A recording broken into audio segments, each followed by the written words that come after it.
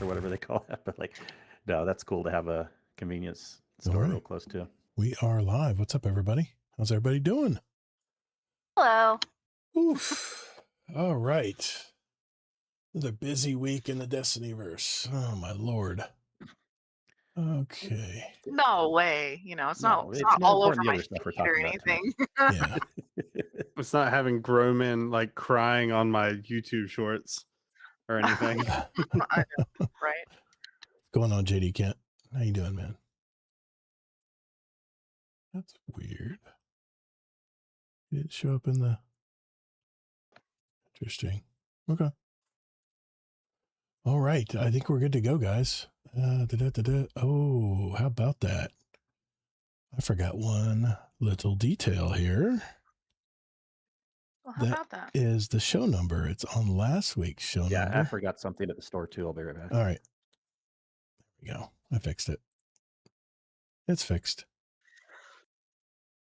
There we go. 358. Now we're good.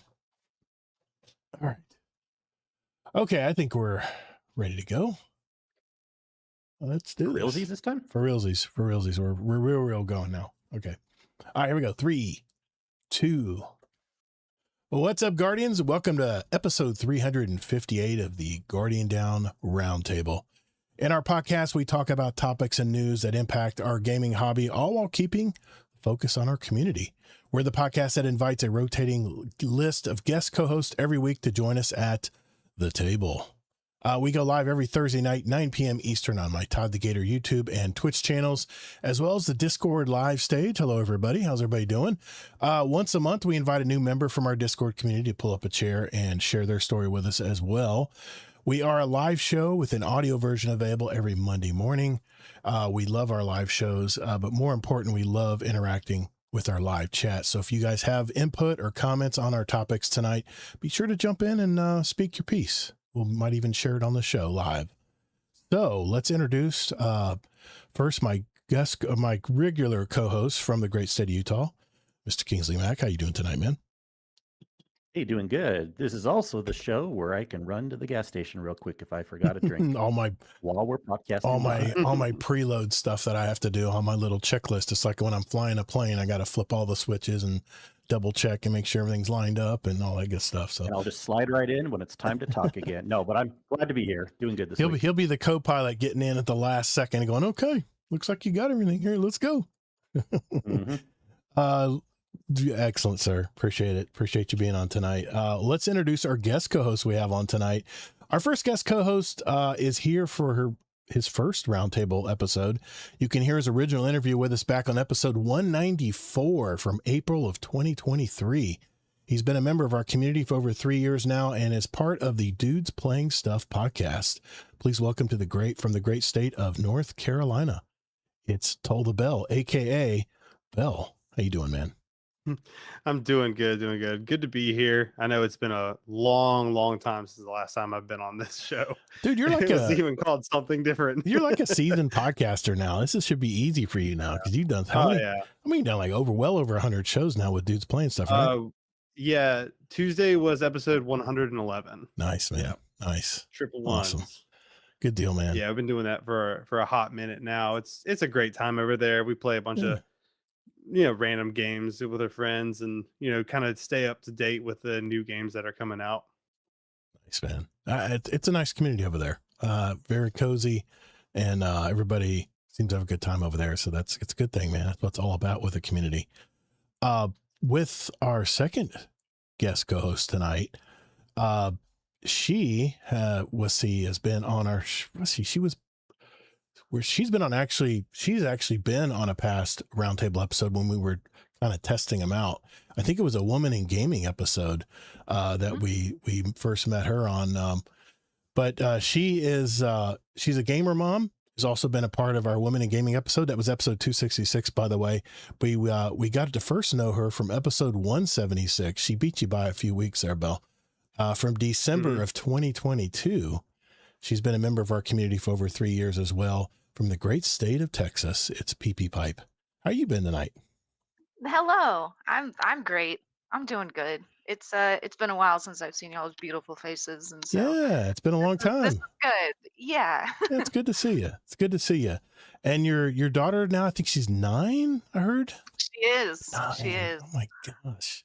And she's almost taller than me. It's crazy. Oh man, that is crazy. That's crazy. Well, what do we have on our show tonight? First, we're going to start things off with PP Pipe. She's going to lead us off in discussing tonight. And she is talking about that very subject, gaming with our kids. And she'll share kind of her process of teaching her daughter how to, all about gamer tags and figuring out controls and all that good stuff. And I think she even does some LAN gaming, which that sounds so cool, man. But then we're going to go to our next topic. Bell is going to be on deck next. He's going to explain how playing games with friends can really elevate your outlook on those co-op games playing together. Finally, Destiny 2 is still a hot topic this week as the Destiny community has been going through various stages of grief surrounding the cancellation announcement from Bungie last week. And I have to admit, I've been a little discombobulated this past week myself. I mean, it being a short week because of the holiday and everything. It seems like this whole week has just flown by.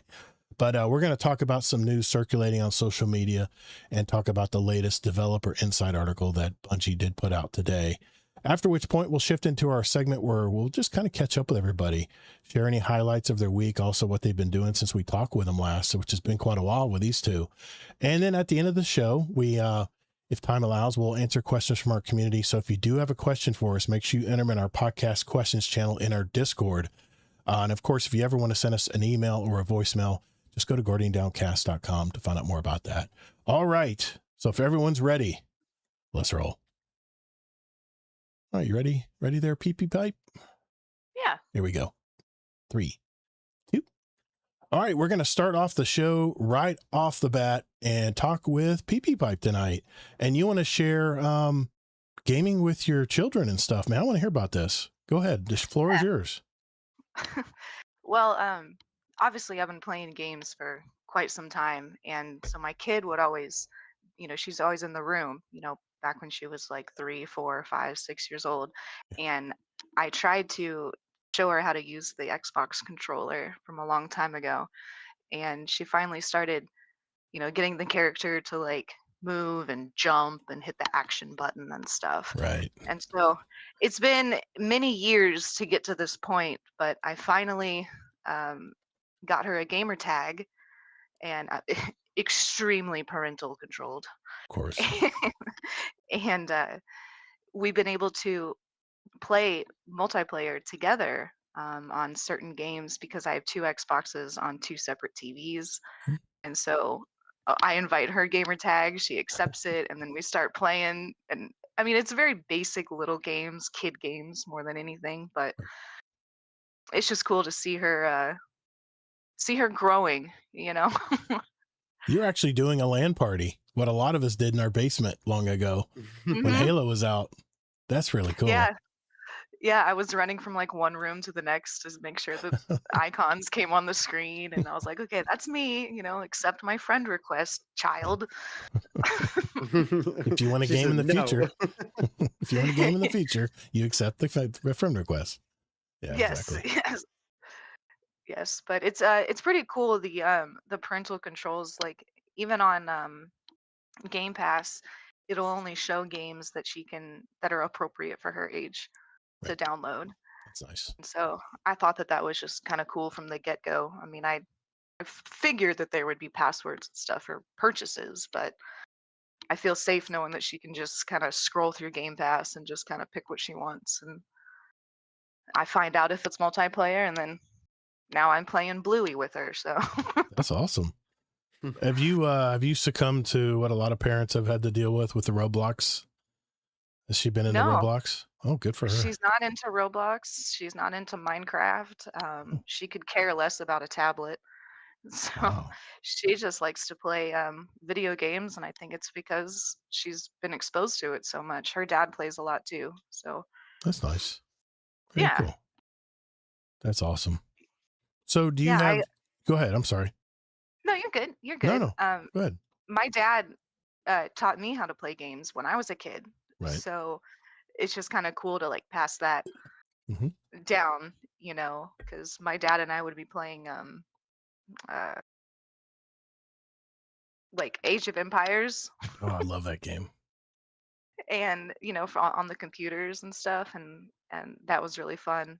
And yeah, it's just cool seeing her engage in the game, like going through menus and reading instructions and finding how to complete certain tasks and stuff. Yeah. She's playing a lot of Disney Dreamlight Valley right now, Okay. and so she's going around and like getting certain supplies for certain things, and she loves all the characters, of course, because they're all Disney. And Right.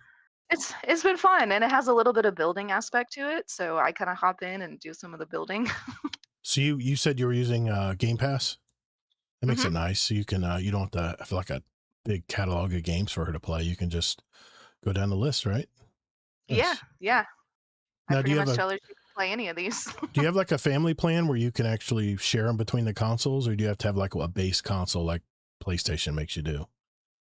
um, I think per console, I'd have to download the game. Okay. Okay. But can you tie it to one account? Make it like a family account where you can I mean, is that what you're doing? A family account, or do you do an individual account? I believe it's probably individual then, Okay. because she Gotcha. logs into her name, I log into mine, Ah, gotcha. because we wouldn't be able to play together if we were both PP pipe. If that Yeah, makes sense. exactly. That makes sense. Yeah, that's right. Oh man. And I think her gamer tag is really cute. Her middle name is Rose, Mhm. and so the gamer tag is Rosebud. Oh, I that's just it's awesome. so cute How because it's like a little girl how was that not taken? growing. Oh my gosh. Did she have to I, add some numbers behind it? yeah, there was some numbers on Okay, the okay, end, but okay. That's still pretty cool. yeah. That's awesome. So And I told her when she gets older, she can be like Rose Flower. nice, nice. I like that. So is there did you have to like lay out a rule set if she ever hops on? Do you have to always be home, or she's gonna get around that, that, right? She's gonna hop online when you're at work. Maybe she'll figure out how Maybe. to do it. Okay. Yeah. I mean, she's not allowed to, like, nobody can see her online unless Okay, they're good. her friend. And like, nobody can send her messages or anything like that. And she can't purchase anything in the games. And she can't even download a game unless I Oh, am in the room and I enter in my password. those are good parental controls. That's awesome. Uh Yeah. I'm sure PlayStation has the same thing, but obviously I don't have to deal with that. But all my kids are fully grown now. They have their own houses. I mean, it's crazy. This is crazy. But I mean, do you like lay out a rule set? Like these are definitely the things you need to know, or you definitely cannot do these things, or is it just kind of just you know? Well, since it's so locked already, Yeah, that's true. all she can do is download very childish games and play them by herself. I got you. So I kind of let her go free roam on it. I also get an email every week of how many hours she spent on the Xbox and what she was doing on it. Okay, But I live in an apartment, and so she's not that far from me, right. anyways. That's true. So I keep an eye on her, but That's cool. she really likes playing, That's awesome. and it's in the living room. It's not in her room. So Okay, good. So she's out in the open. There we go. yeah. That helps. Yeah, that is pretty cool. Do you remember the days playing with your kids, Kingsley? Those early days. Well, yeah, I was going to say, hearing this conversation, definitely, it's a fun cathartic type, thought process where I'm like Yeah. remembering back. My daughter's 21 now, but I kind of remember some of the days too, where just playing some games. It was interesting because growing up, I knew that I was into games, video games, but Yeah. and I knew obviously I would show technology and games to my kids, but like I was never like super pushy or anything. I just kind of saw like what they were into, but I remember like fun little old games that they used to play. I don't remember all the details, but and then sure, when they're super young, helping them with the controller, and then as they get older. But I'm curious too, like, do you have, when she gets a little bit older, kind of some games you're really excited to show her, introduce her to? And then second part to that question is, how will you feel if she doesn't like them? I wasn't expecting that second part. Um, well, I'm hoping that she'll get into some racing games because I'm really into cars Nice. and I'm really into racing games, and I kind of want her to feel that, like an open map like Forza or something. Just let her just run around, just drive around, and be able to paint her cars pink and purple if she wants. you know. Yeah. Um, Yeah. so I'm really looking forward to car racing games. Um, I think it's going to take a little while until we get there. Um, and she's going to like it. That's just the only answer that Very good. that's the only answer that she gets. I'd rather start at least with racing games before we get to shooters because I Yeah. don't think she's going to be comfortable with that for a while. Some girls don't like shooters. They don't. My daughter hated shooters. She never played any of that. She played Diner Dash. Obviously, my son was big into World of Warcraft, but she was into The Sims, and I know you know something about that. Mhm. You going to get her into Sims, into roller coaster building and stuff, or is she already in If it? I mean, she does like seeing my roller coaster builds. Not gonna lie, yeah. Nice. But it's a very technical It is. type of game. So maybe we'll start with some roller coaster tycoon or something. I got you. Any I didn't mean to step on you, Mike. Did you have something else you wanted to ask her? Oh no, I was mostly just wanted to know more. That's why I was kind of Yeah. turning around, asking some more questions. Yeah. It's cool. I think you never know how things will go. I think it was interesting with my kids. They moderately like video gaming, but it's not a thing where it's like as much of a drive as I have on it. It hmm might be a little bit the age. It might be a little bit just the base personality. But boy, they sure would love to have. I mean, my daughter's gotten excited when she's gotten gifted to her or through a friend or whatever, like an older PS5 or PS4 or whatever. She does want to get a computer at some point, but money's the issue, of course. And I'm excited for them to see where it goes. But they're kind of like, at least with my kids, and I'm so laid back too. Like, I'm not. Oh, you're not a big gamer like me. Of course, I'm not going to care. I'm chill about it. But like, it was kind of fun to see where they settled compared to me. With their personalities and everything. And I think pretty well. Enjoying gaming and but enjoying a lot of other things in life too. What about you, Bill? You got nieces and nephews that you're the gaming uncle?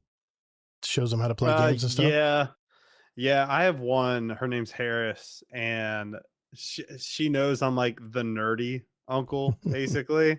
Nice. That's a good thing. That's a compliment. Yeah. So as soon as I like walk in the door, she'll talk to me about like Harry Potter and stuff, which I mean, I've watched the movies and I've read like half the books, but I don't really know it. And dude, she's just rattling off all of this stuff, like, and she wanted to play like Trivial Pursuit, and I was like, oh yeah, I love Trivial Pursuit, but it was the Harry Potter edition, and I was like, oh my god, I'm going to lose so hard.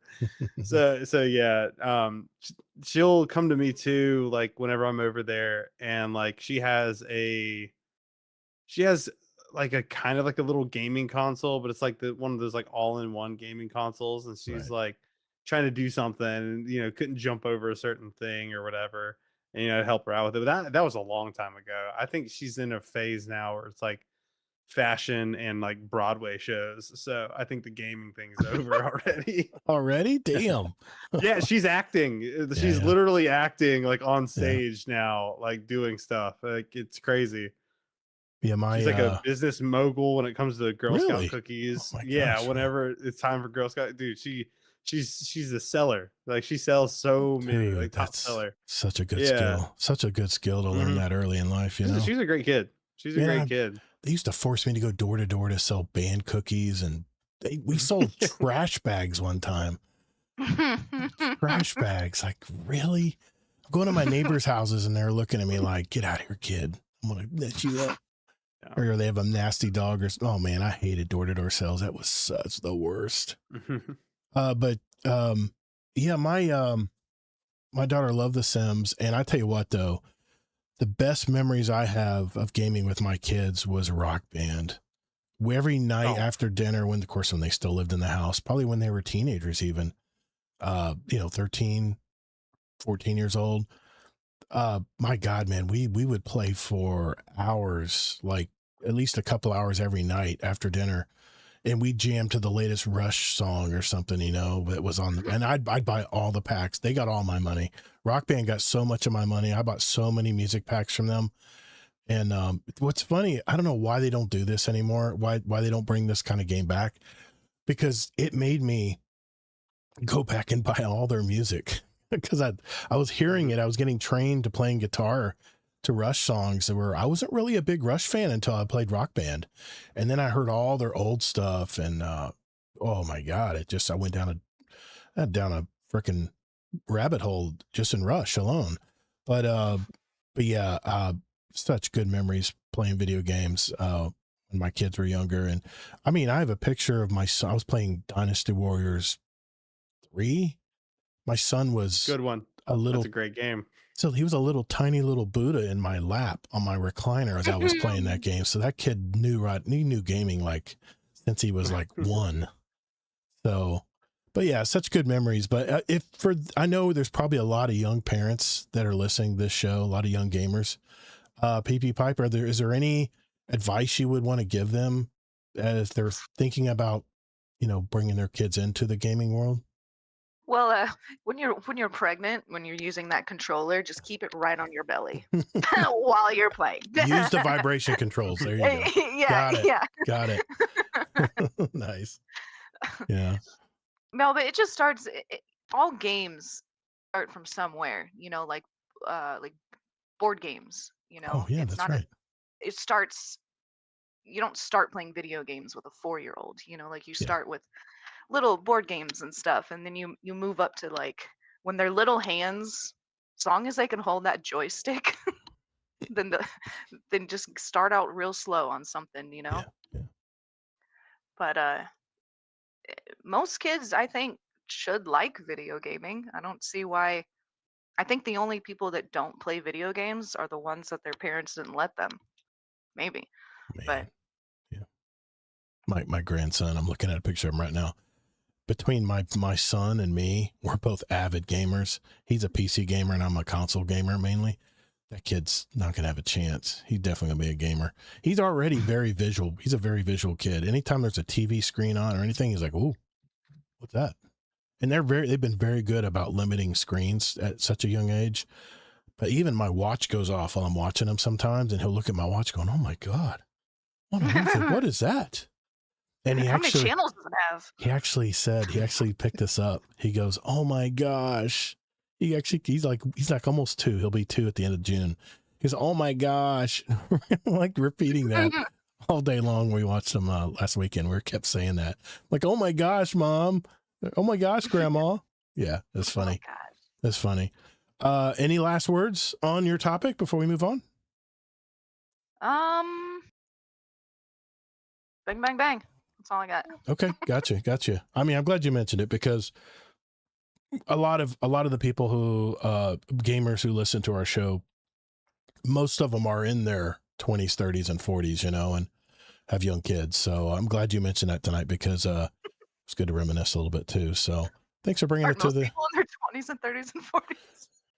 Well, I mean, unless you're in your 50s, which I am, but I mean that's different. But I just realized that I don't have the chat open. Discord.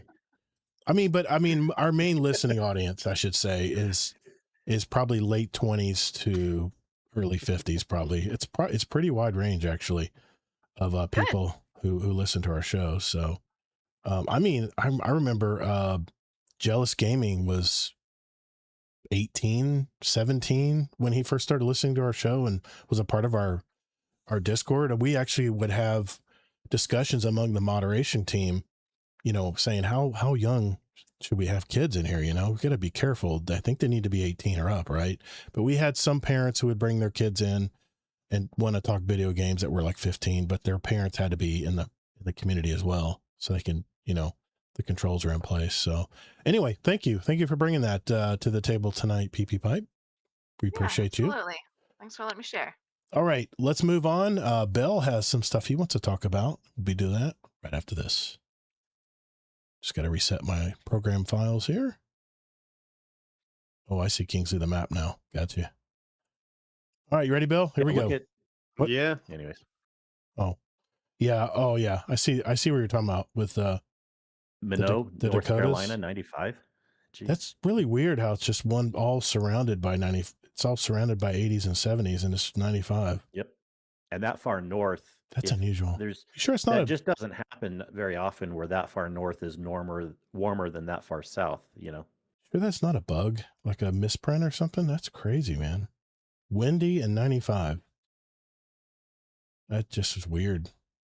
Okay. I gotta turn my fan on. It's so hot in here. Yeah, I got Hey, two there's fans times on where me. we were warmer than you too, so it's not a bug, but it's very rare. I don't understand why it would be hot in that area when it's surrounded by other weather that's cooler. I don't know. Anyway, Because yeah. they have these things called high pressure systems, and Is if that what you're it in is? the middle of it, that's the warmest. Teach me more, senpai. All right. You ready, Bill? Here we go, I man. actually did want to become a weather person. Believe me, man, I got to become a weather person when I work outside. But no, it's just whatever. I got you. All right, here we go. All right, we're on to our next topic, and it is Mr. Bell. Bell, what do you want to talk to us tonight? What do you got on your mind, man?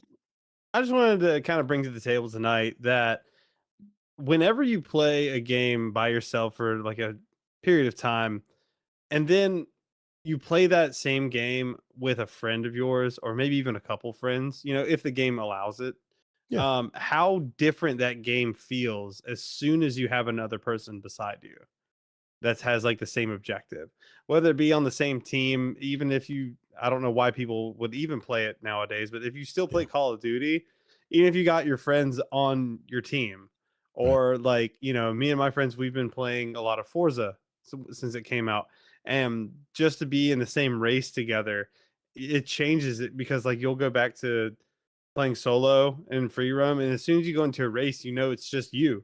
So it's like, okay, I got to lock in a little bit more. I don't have my teammates with me. It's almost like, you know, like in F1, when, you know, your teammate gets taken out and it's just you against the other teams out there, like being solo, you got to lock in. So it's like, it becomes a little bit more casual and a little bit more fun when you have your friends with you. What games are you guys playing now together? I know you're playing Windrose, right? Man. Windrose is like a big game. You guys are playing Pirates. Heard you guys are playing Pirates. Another show. So we played Windrose, and I did say played because we finished it. Oh, wow. We, you know, each of us had our own idea of how we wanted to build our base. We stayed into it until that was built. We got through the final boss, and we kind of got our ships upgraded to the point where we kind of just trolled on a lot of the other ships out there. So it just got kind of like, I wouldn't say boring, but it's just way too easy, because we had played so much and grinded a lot of materials and crafted a lot of the weapons and all that stuff. So, I mean, of course, when they come out with new content, we'll be back into that. But I mean, it's been a lot of Forza Horizon 6 lately, because a lot of us over there do like to play racing games. Yeah.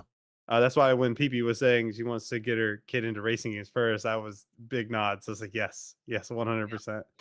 My Xbox controller is Forza. I mean, yeah, you have a Forza 5 controller. Yeah. Nice. Yeah. When they come out with that Forza 6 one, I'm gonna get that one whenever that's announced. Give me one too. I'll take one. yeah. But yeah, we're playing Forza. We have a bunch of friend slot games too. We just got a new one tonight. It was $5, and it's called Crash Out Crew, and it's made by the same people that make Peak, the climbing game. It's by Aggro Crab. So you're basically just a crew of people in a warehouse, and you all have your own forklift, and you have to make the deliveries into the areas, but you can crash into each other. There's little like power-ups to like mess up your buddies and how they're going on. There was a golf game you guys talked about playing. Super Battle Golf. Yeah, Super Battle Golf. That was another one. That sounded like fun. Yeah, that was another one. So are you guys, because of you guys are playing together as a group, are you playing more indie games, or does this apply to AAA games too, or like Call of Duty or stuff? We're playing a lot of indie games. I'm a big person when it comes to finding the right play tests.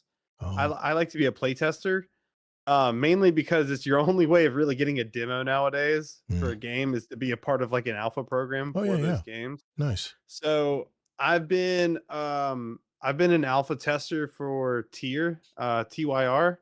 It is a kind of like a class system uh tank battler. Like what it's kind of like War Thunder a little bit Okay. when it comes to like the areas that you kind of hit it, but Mhm. it's kind of more like World of Tanks. Okay. It's actually very much closer to World of Tanks. Um, it's been really fun. I thought it was a really cool idea, so I just kind of signed up for it, got invited to it, and brought some of my buddies with me. And we play it whenever they have like an open play test kind of going out. They do like kind of weekend long play tests. There's another one called Engine Fall that I just signed up for, so I'm kind of waiting to hear from that one. I've been a part of the Soulframe Preludes since Mhm. Prelude 12, Okay. and they're at 14 point something right now. Okay. So that's been really, really cool to get a part of or to see how that grows and be a part of that. So of course it's like I find these play tests and then I kind of get a couple friends involved depending on how many invites I have for this play test. And then I'll get them involved and be like, hey, like what do you guys think? Could this be like a good game like for our community? Would it be a good game, maybe just for us on the weekends or something? And just trying to stay kind of on top of that. So I'm definitely more faceted towards like playing with friends Mhm. than playing solo. There's a lot of times where if a game is a single player game, I just completely shy away from it. Really? Um, Okay. the first one that I've seen that I really want to play is the new 007 First Light Right. game. I'm a huge James Bond fan. I've Me probably too. seen every single film. My dad got me on that when I was super young. I got So the whole I collector's thing. My brother bought it for nice, me. All the DVDs in it, nice. Blu-rays. Yeah, me and the boys were talking about that the other day, and we were trying to list all of them. And then I remember, I think it was John said like Moonraker, and I was like, oh my god, I forgot about the cult Roger classic Moore. one. Roger Moore. Yeah, Roger Moore. So, I grew up on those movies, man. I went to the movie yeah, theaters yeah. watching those those 007 movies. So yeah, so I mean, that 007 First Light is Mhm. the first time they've done like a fully new story, but it's like only in like the game. They're not going to be making a movie with this story. It was kind of set aside for this game. So I really want to be able to play this game to kind of know where the story's going within that universe. It's like new James Bond. You said they're not going to make a movie from the game? I don't think so. No, Okay. because Okay. they kind of like were making the game so story driven that this is like the new movie, but I you get got to you. play it. Okay. Yeah. So yeah, that's the first time I have ever been like, I want to get this single player game. Now I'm gonna wait till it goes on sale because I'm not gonna pay full price for a single player game.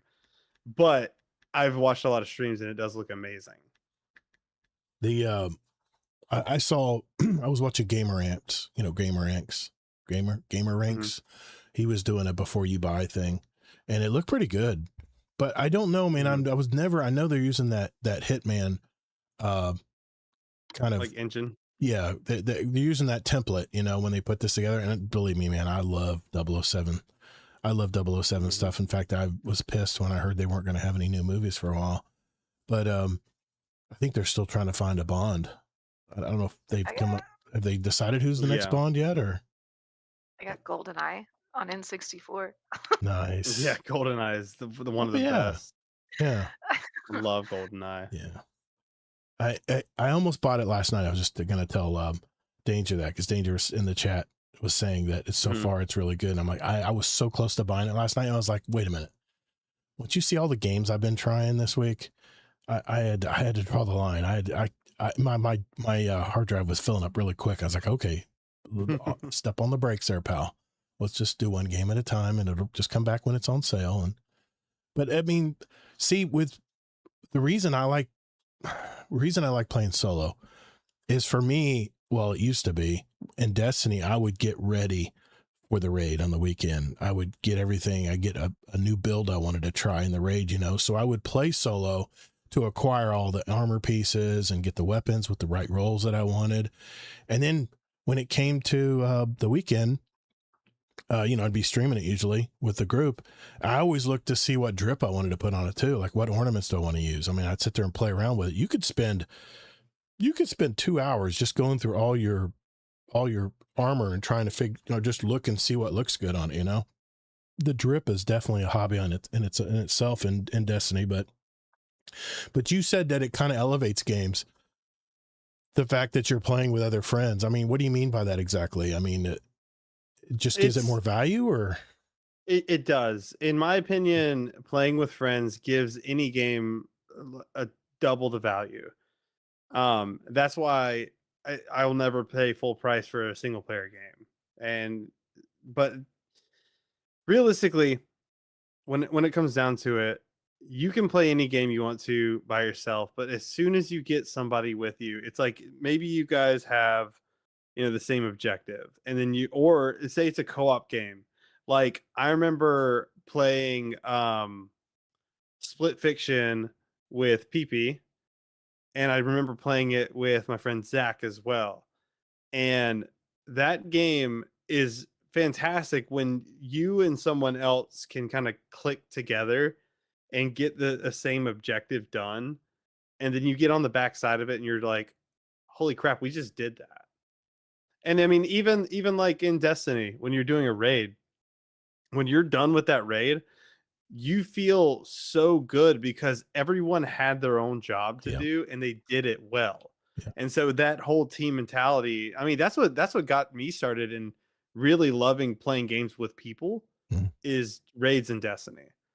And it feels so much better because, like, say you were playing, I guess maybe a good comparison would be like a Legend of Zelda title or God of War, something that has like a puzzle in it, right? It's like an action adventure, like with some puzzles in it. Right. And you get done with that and you're like, oh, that was a cool puzzle, but you just did it by yourself. So you don't really have anybody to celebrate that with except for yourself. True. And so you're like, oh, okay, cool. I'm going to go on to the next thing, because then you're chasing that dopamine of like, okay, I want to solve the next thing. But like when you have people with you at the end of that solving or that objective that you've got done, you guys can really just relish in the moment and share like, oh my God, do you remember when I fell off of this, but then recovered? Or like, remember when you died and I had to run across the map to get you really quick and I almost died too. Like you get those instant memories when it comes to playing with people. So it elevates it in a way of not like it's better gameplay, but it's just a better time. It's a better feel. Yeah, I get that. And also, Kingsley always likes the end screen after a raid because he can shame me on the lack of damage I did for the raid. There's that too. Because if you were by yourself and you killed that boss, you'd be like, oh, I did that much damage. Cool. But if you got your buddies there, you can start talking shit. There's competitive. Yeah, it gets competitive. I like that. But I like that stuff, though. I like being able to. You like it. I don't care about it as much. I just bug you because I know it bugs you. It does. It bugs me. Believe me. That's my PvP coming out. I'm like, I should have done better numbers than that. What am I doing wrong? What do I need to change? I can read the room. Yeah. So, all right. But yeah, I want to give some input on this too. Go for it. Great topic. Yeah. I like it so much because it helps, I think, us all open up more in another way. I'm all about experiences, and there are a lot of things in games you can't experience the right way until you play with someone else and things like that. So even over the years, even with how much rating I've done, I still probably would say I'm more of experiencing a lot of things in the game solo more so than playing with groups of people. But boy, once I started doing the raids and stuff, it's such a cool additional experience. I think we all just need to hear that. We need to maybe go out of our comfort zone if that's not our base personality, man. I can give reasons both ways why some people would prefer to be more of a solo player, or some people would prefer to play every single game with friends. And it's obvious. It all comes down to your base personality. Some people are more introverted, some people are more extroverted.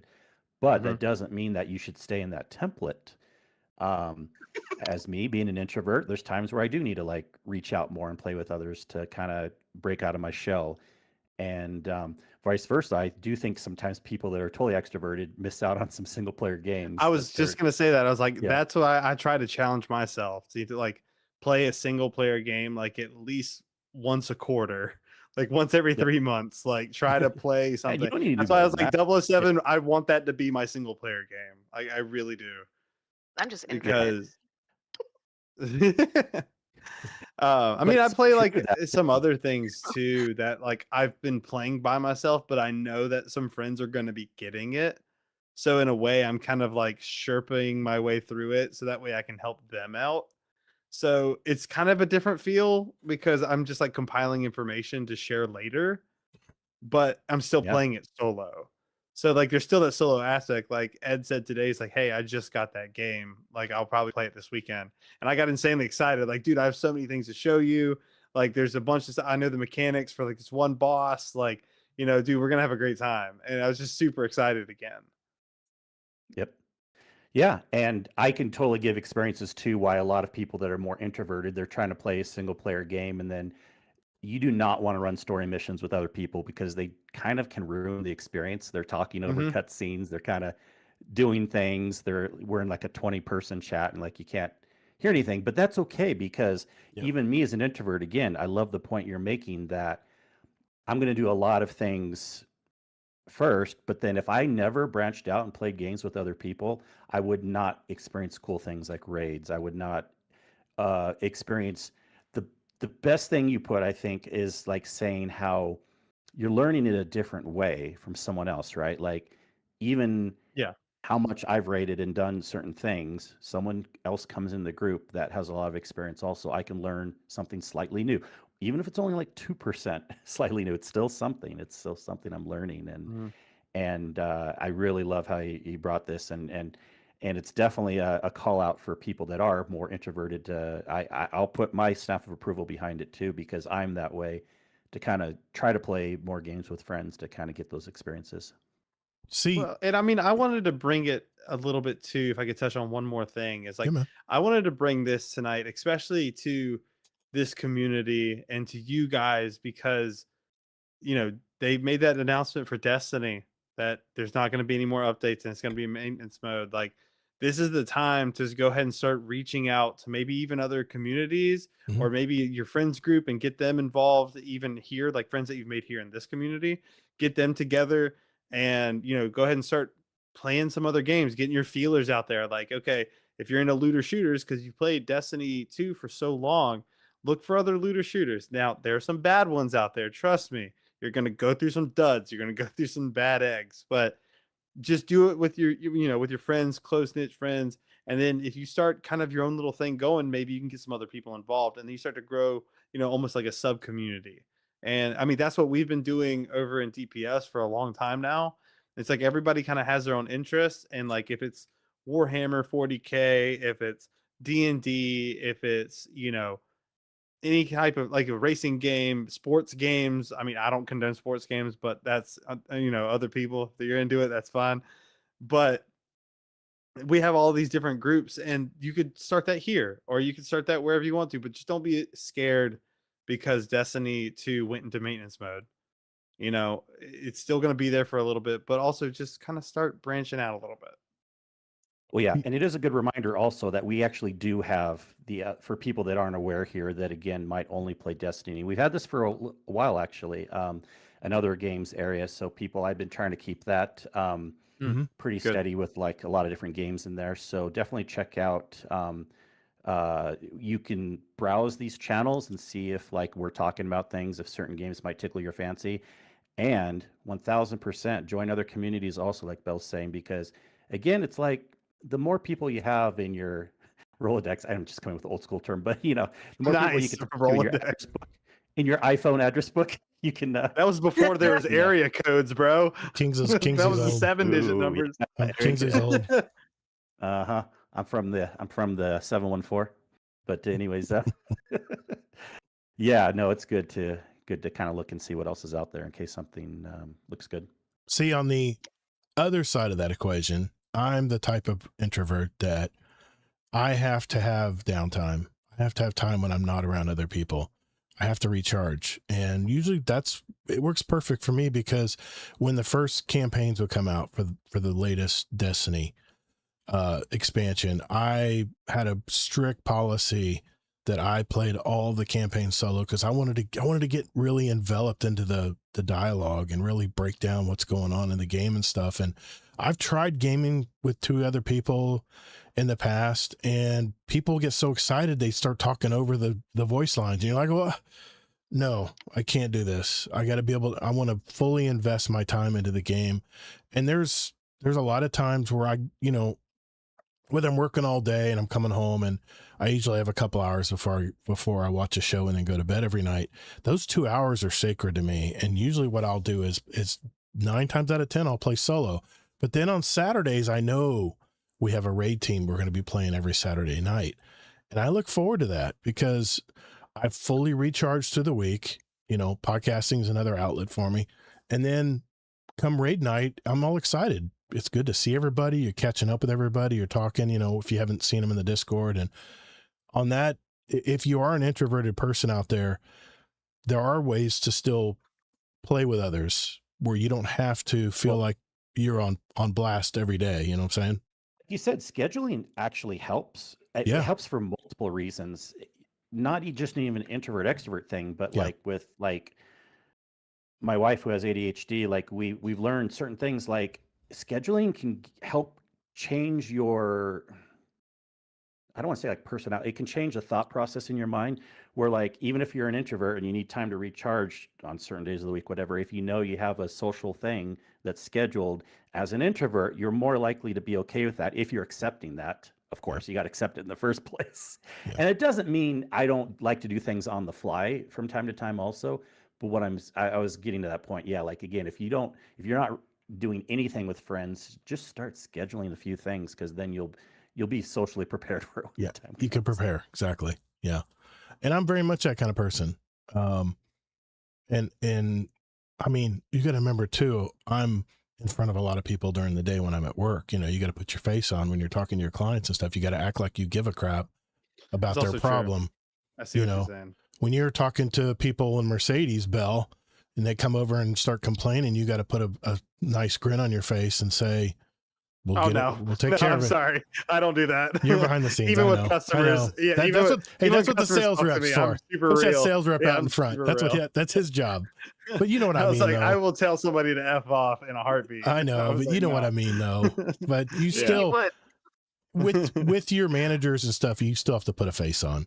Everybody has to put that mask on when they go to work. And there's one that I put the mask on for. The other ones don't deserve it. So I don't do it. Okay, I got you. But I mean, that's the way. I know what you're saying, though. Yeah. I mean, I was the shyest kid, and my first job was bagging groceries at Publix grocery store. And I remember one time that I almost got fired because I wouldn't talk to anybody. I wouldn't say hello. I was terrified.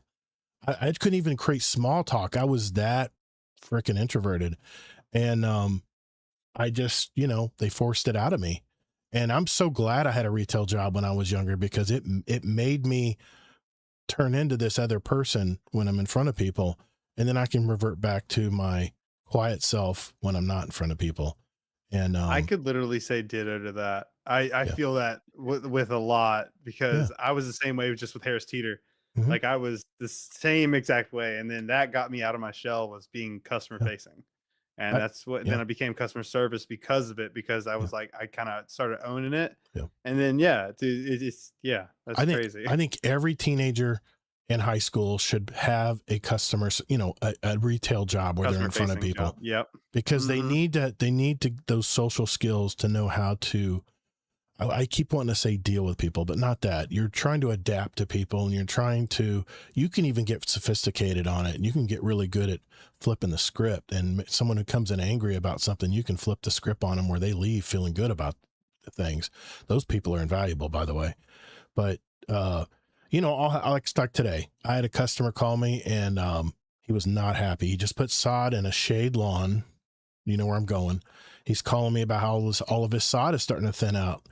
And, instead of jumping down his throat saying, dude, this grew in a sod field for 8 hours a day. Now you want it to grow the same and be happy in 1 hour a day, son? I mean, come on, dude. That's what I wanted to say. But I said, okay.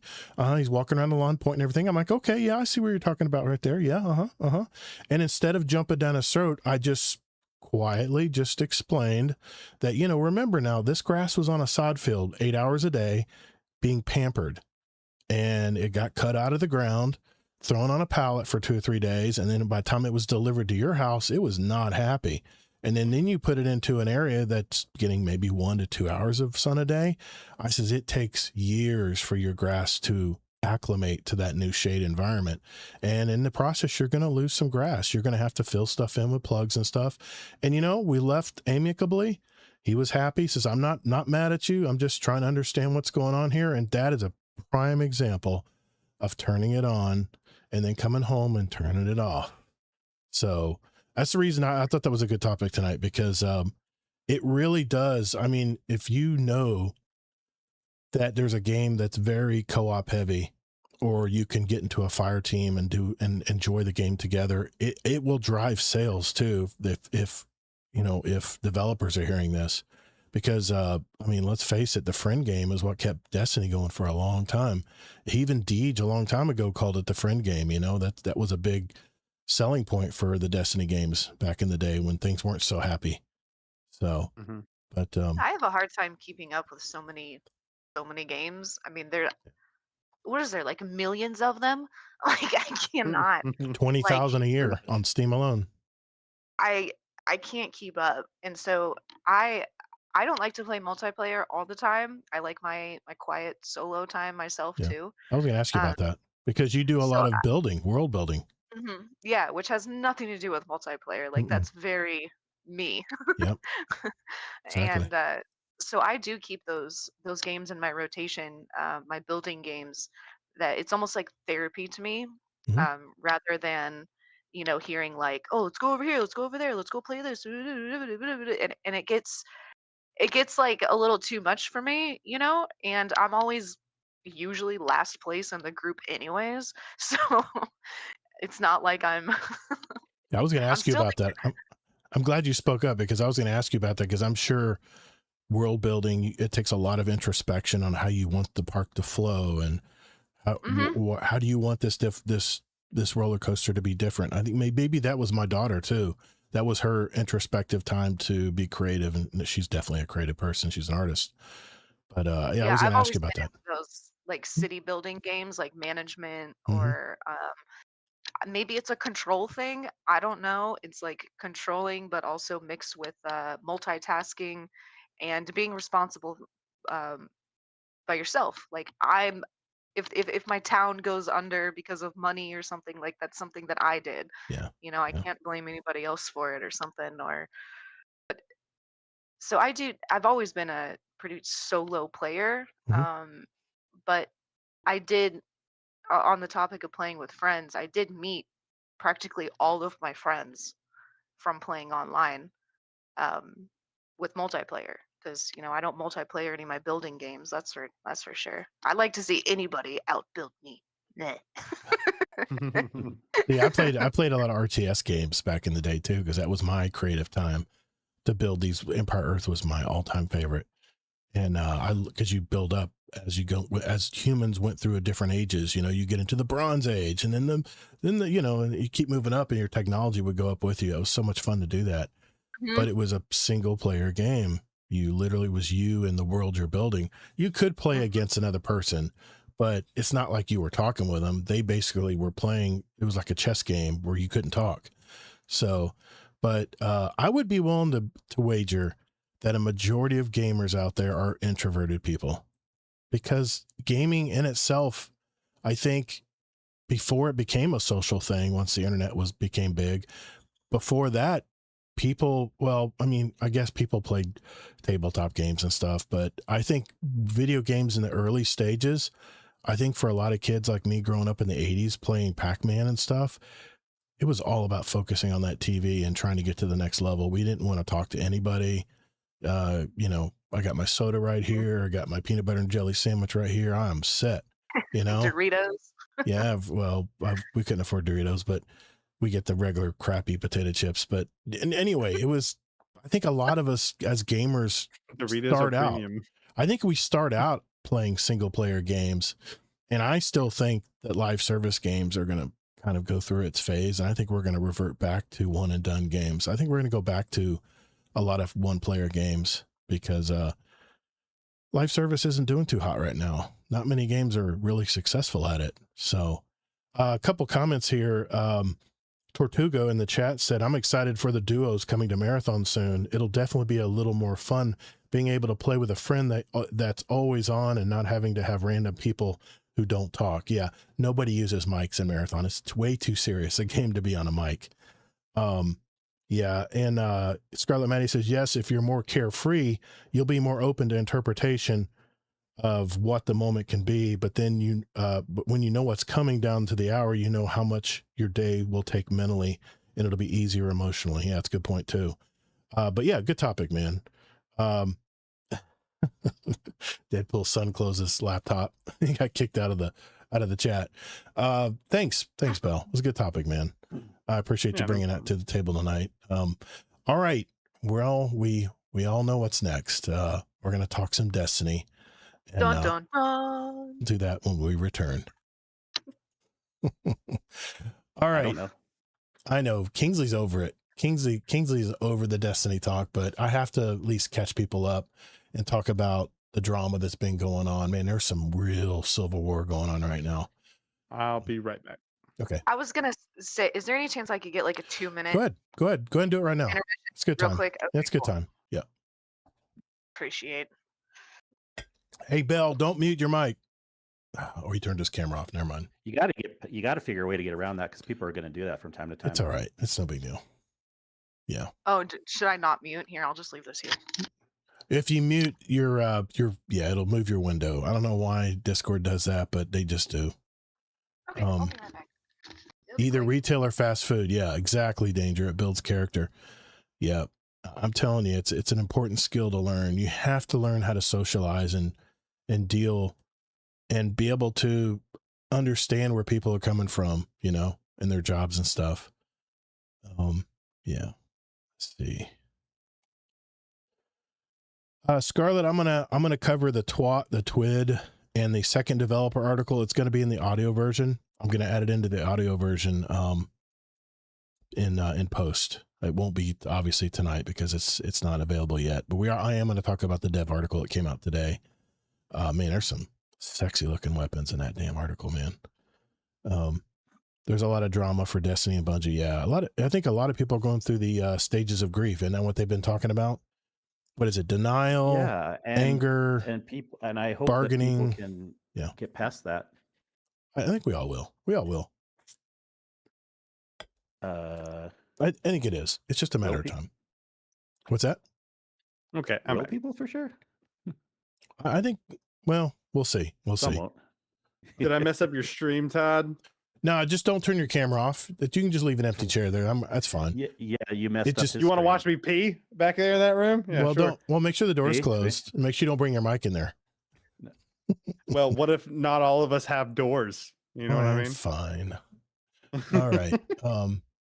Yeah, I have a feeling. There will be times where it has to happen. It's no big deal. We're just taking a break. Yeah. I'm gonna add in post tomorrow. I'll record something for the audio version that comes out on Monday. Scarlett, I miss part, but are you talking about the review bombs from the toxic Destiny community? Yeah, we're gonna mention that, Rodimus. Yeah, exactly. Why? Danger. Not everybody's been review bombing Marathon because there's a war going on right now. Not everybody, but yeah, because of Destiny. I'm like, they're separate games. Get out of here. Not everybody's rich enough to have doors. Give me a break, Danger. A hollow core door is like $47 at Home Depot. Come on, it's not that much money. Not with the frame though. That's true. Good point. The frame, I think it's probably more like $60. Yeah. Speaking of which, I just finished buying all. Yeah, I did. I'm gonna talk about that Tortuga tonight. That's on my. Oh man, I want to go watch that. Fuck. Listen to it. Oh yeah, thanks, Tanker Kalen. Appreciate that, man. Yeah, I got your question. We're gonna ask that one tonight. By the way, that's like 15 packs of ramen. I never ate ramen, man. Never was my thing. Yeah, it's either ramen or door. You can't eat a door. No. You know what I Peanut mean? butter, and when I was first starting my business, peanut butter and jelly for dinner and potato chips on the side were perfectly fine. It's just as filling. It's 1,000 calories. If you have 2 sandwiches, you're good to go, man. You can buy peanut butter for cheap. Well, it used to be cheap. And jelly, let's face it, man. It's just gotta be really hungry. It's Hell just sugar in a jar, you know. What are you gonna do? Kingsley, we'll just hit the tag team here and just jump in when you want to, man. Okay. Since we're kind of both I sharing. don't know how much to say. It's mostly about weapons. So, I know. It's fine. It's fine. I'm gonna talk about the drama first, and then we'll do the dev article. I've already got it pulled up. The drama is so boring, and we're past it because there is a bomb that was dropped that 100% confirms that, in case anyone was wondering, Mhm. that Destiny did bad on its own. It has nothing to do with Marathon. What source is this? Oh my God. Is this Are a you saying that Schreier? because you don't believe it? Is this a Schreier article? No. I just want to know. Mention it. Yeah. Mention it when we talk about it tonight. I mean, Kingsley, you did ask him for his source earlier on the 90%. He did. Yes, I do have a source. It's from Yeah. Tassie, from his sources inside of Bungie. Okay. It's an Okay. article that came out Well, today. definitely mention that tonight when I'm in the drama section here. But it's obvious. I knew this years ago. I mean, I we do remember we all it said kinda know. way back. Yeah. Like, Marathon will not affect Destiny. They're separate games. New videos legit came out a few hours ago about a failed Destiny incubation. Destiny Infinity? Really? Is that what it was called? Was that my Destiny Online theory? Okay. No, we don't know what it was. We don't know exactly. It was just a name. Really? Okay. Cool. There's All right. so much stuff. It doesn't even matter. It's like a I'm not lot of these gonna. things are like just bargaining ideas that people I'm are not coming gonna. up with. Yeah, I'm not All we going to know go is down some of that. this stuff is just fake leaking No, from people inside no. the company too. I'm Yeah. just going to talk about the Civil War, and I'm going to talk about the basically the Jason Schreier video. He kind of dropped a bomb on what was really Oh. going on behind the scenes. I think you meant the real Civil War for a second. I No, was like, no. Todd, no. This isn't What a are you history doing? podcast. No. Not even. I All was right. there. All right, we'll go ahead and just get into it. PP will join us back here in a minute. All right, here we I was go. there during the Civil War. All right, here we go. 3. My great grandparents, Todd. Oh, okay. I have ties to the Civil War. My brother did. You My were God. alive during then? But my brother did a big history. Yeah, he tied family. the boots He was for, alive during for that. the soldiers in the Civil War. No, what it was. I'm the That's one. the I'm the one who used the saw. Never mind. All right. Yeah, Pickett's charge. No, we're not going to talk about that. All right, here we go. 3, 2. All right, for the kind of the final topic tonight, I'm going to kind of mesh our Destiny roundup and kind of what's been going on in the Destiny community this week. I just want to kind of catch everybody up. If you haven't followed social media, there is a lot going on right now, and I think The Discord. We do talk about it a lot in the Discord. absolutely, the Discord too. Yeah, we and a lot of times we'll share videos in the Discord that'll pop up, and I'll go research them out and pull the main points from it. But it's kind of still a hot button issue though on social media, and I wanted to go through some of the latest news, and we'll just talk about it. We'll talk about the Developer Insight article that dropped today as well. Before we go, first off, I've found out through various sources over this last week that Bungie employees, for the most part, only knew about the stoppage of support for Destiny 2 when we heard about it. How scary is that? Some employees were reportedly still working on Shattered Cycle DLC when they heard the news. And this was, I think, from Paul Tassie's video he put out. So internally, Schreier, right? Bungie is a hot mess right now. And there's rumors that there's going to be big layoff numbers coming through the studio here soon. I don't know when that's going to be exactly, but yeah, Jason Schreier. Since you Yeah, brought go it ahead. up, why do you think they only found out right before? I think according to the insiders from that Paul Tassie knows, that only a select few people in the entire Bungie studio knew about the stoppage, and that a majority of the And what do people you think that was? Yeah. Well, maybe leaks, panic, probably be a lot of leaks, right? It's obvious. Yeah. I was mentioning this even leading up to it, that Yeah. this is the only way it couldn't have leaked, whether that's right or wrong. You nailed Companies it. do this all the time. Yep. If someone's going to get fired, like a CEO's leaving or something Yep. like that. Yep. I'm not giving any input on if it's right or wrong right now, but I was thinking, I was like, there's a couple people that knew. Tassie knew ahead of time. A couple key employees inside of Bungie knew. It's not that no one knew, Right. but basically the percentage no one knew. And that makes so much sense because there's no way it couldn't have leaked without how they did this. That's what they had to do if they didn't want it to leak. You really think that JD Ken thinks of Marathon as a huge success?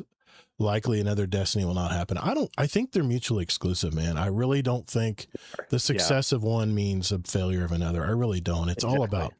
So anyway, Jason Schreier did release a video. He's now a YouTuber, by the way. I think he's going to become another Paul Tassi. He's already got 10,000 subs on his YouTube channel, so he's growing fast. But he released a video explaining kind of the ups and downs inside Bungie over the years, and he did verify that there is no Destiny 3 in development and that Bungie is continuing to pitch various ideas, including future Destiny-related concepts, but nothing is actively planned at the moment. We kind of knew that from last week, but Schreier confirmed it this week. He states that Sony's just really unwilling to greenlight a Destiny 3 because it's just astronomically expensive right now to make a AA or a AAA game.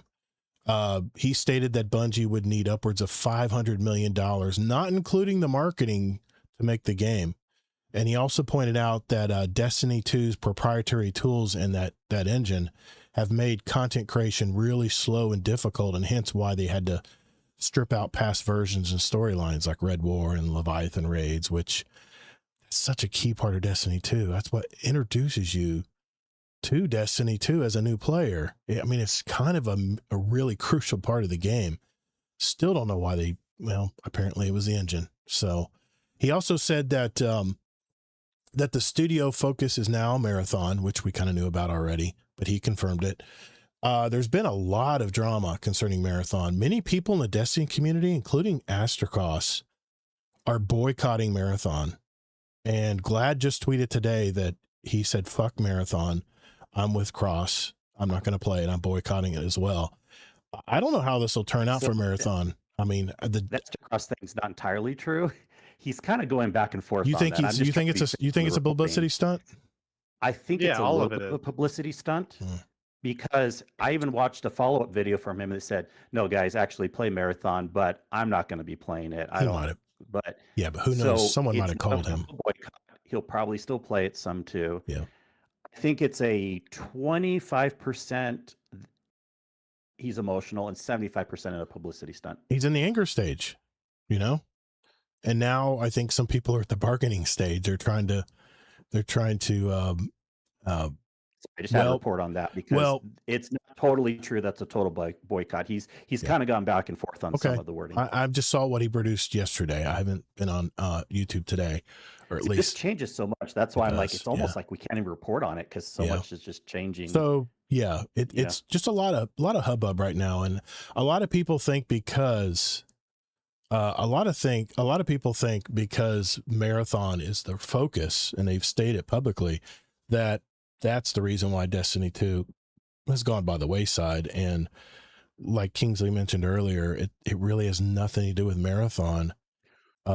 This game is, I think before we started the segment, didn't I? So I probably should go for it. Yeah. I've said this way in the past. If you go back and listen to my words on the podcast, and pretty much a bombshell was dropped today too that confirms it. But there's so many things to this.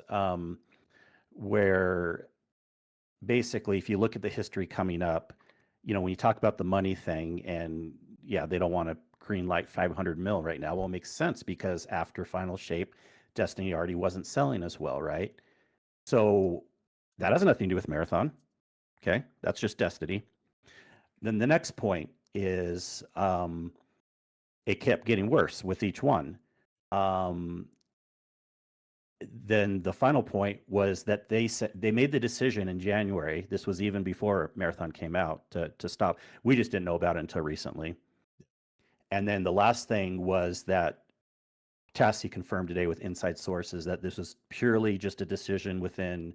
He didn't clarify. I'm still always interested if it's kind of like more Bungie leadership versus Sony leadership. That we don't know, but he did confirm that This is purely a decision based on Destiny's performance. It has nothing to do with Marathon. I mean, okay.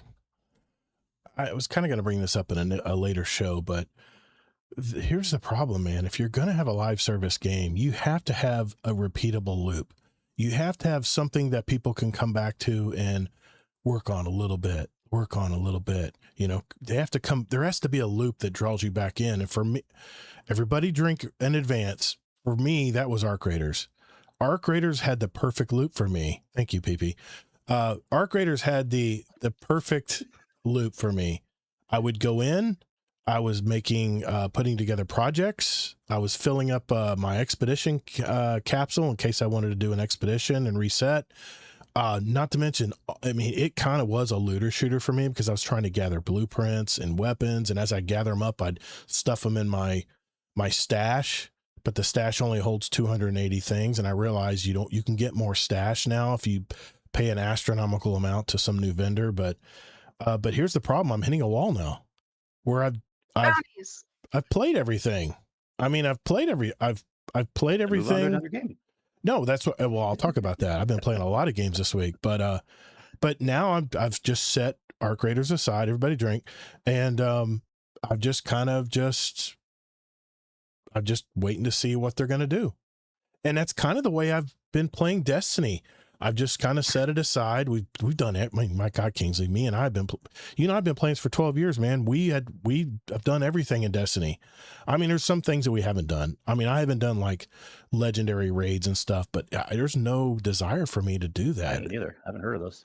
That's not, well, you know what I mean? The, whatever it is. Master. The Grandmaster, whatever they call it. Legendary raids. But I just have no interest in doing that. I mean, I want the raid. I want to play the raid. That's the experience in the game. It was nice that Bungie has these extra levels of stuff for the really, really hardcore players who want to challenge themselves, but that's not entertaining to me. That's not part of the game loop that's going to keep me playing Destiny 2.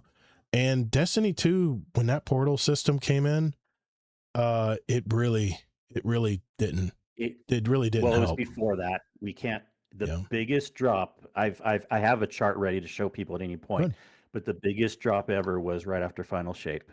Yeah. So it wasn't, and the portal kind of put the main killer on it. Right. And then when the Renegades didn't do well either, that was kind of like a double confirmation. Yeah. And then they made the decision in January. So. Yeah, exactly. So, you know, is there a boycott? I think this is going to hurt Marathon because I think a big chunk of players that play Marathon are Destiny 2 players. And if Destiny 2 people are not happy and the new season pops out, you know, when this last DLC drops too, it may not fare well for Marathon. I don't know.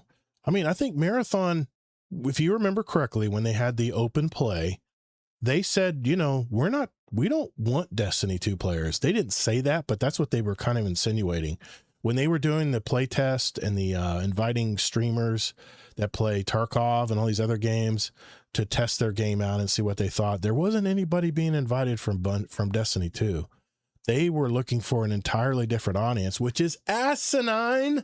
Why, Bungie, would you look for another audience when you have a gigantic audience totally different game in front of you? But why are they most making people that play Destiny don't like Marathon? That's why. And they knew that.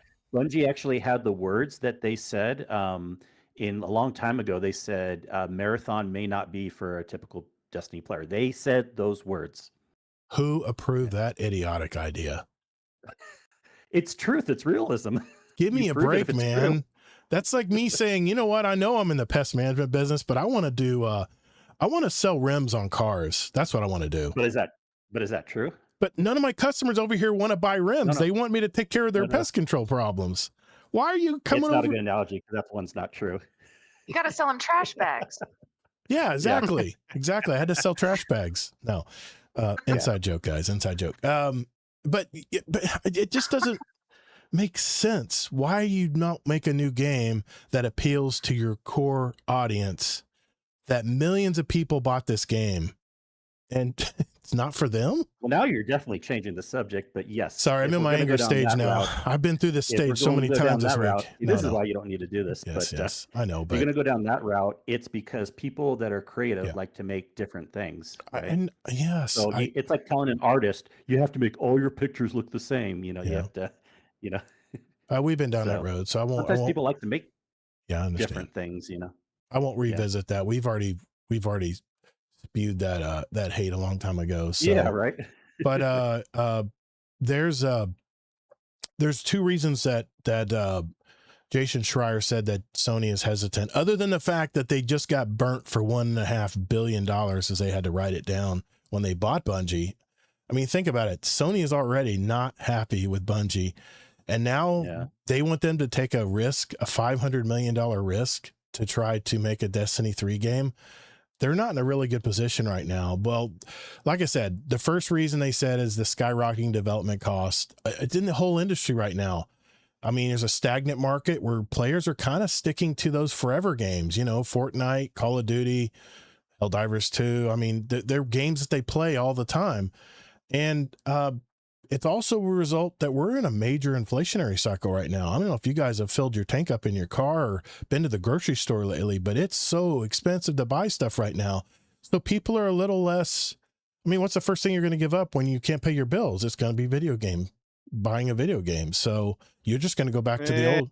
All right, I'm maybe not talking to the right audience, but you know what I'm saying though. You know what I'm saying though. You gotta stay in the game no matter what. But you're I'm selling my shoes. But if you don't, I mean, but if you don't have any money, you're going to go back and play Call of Duty because you already bought the game, and that's what you're going to go back and play because you know what I'm saying. Yeah, if the shit hits the wall, and you want to be entertained, well, we're pretty much white whales. Yeah, I mean, we're something else. Yeah, we're the people that the video game developers are looking for right now. Is the Gen Xers that have money right now, but like I said, they're going back to those forever games, and I honestly thought that Destiny was a forever game, to be honest, because how many people have stuck around and played this game for 12 years plus? So, but remember, back in the 2010s when they were first making Destiny, the original Destiny, interest rates were low. Investors were just flocking to the gaming industry during the COVID era. I mean, today it's very, very different. Interest rates are very high right now. A lot of your investors are flocking to AI. Gaming's not the hottest thing in the block anymore. So I talked about this. One of the episodes in the past, I talked about the state of the industry report that came out, and that's the one big thing is gaming was peaking in the 2020, 2021, 2022. And in 2023, it started to make that turn.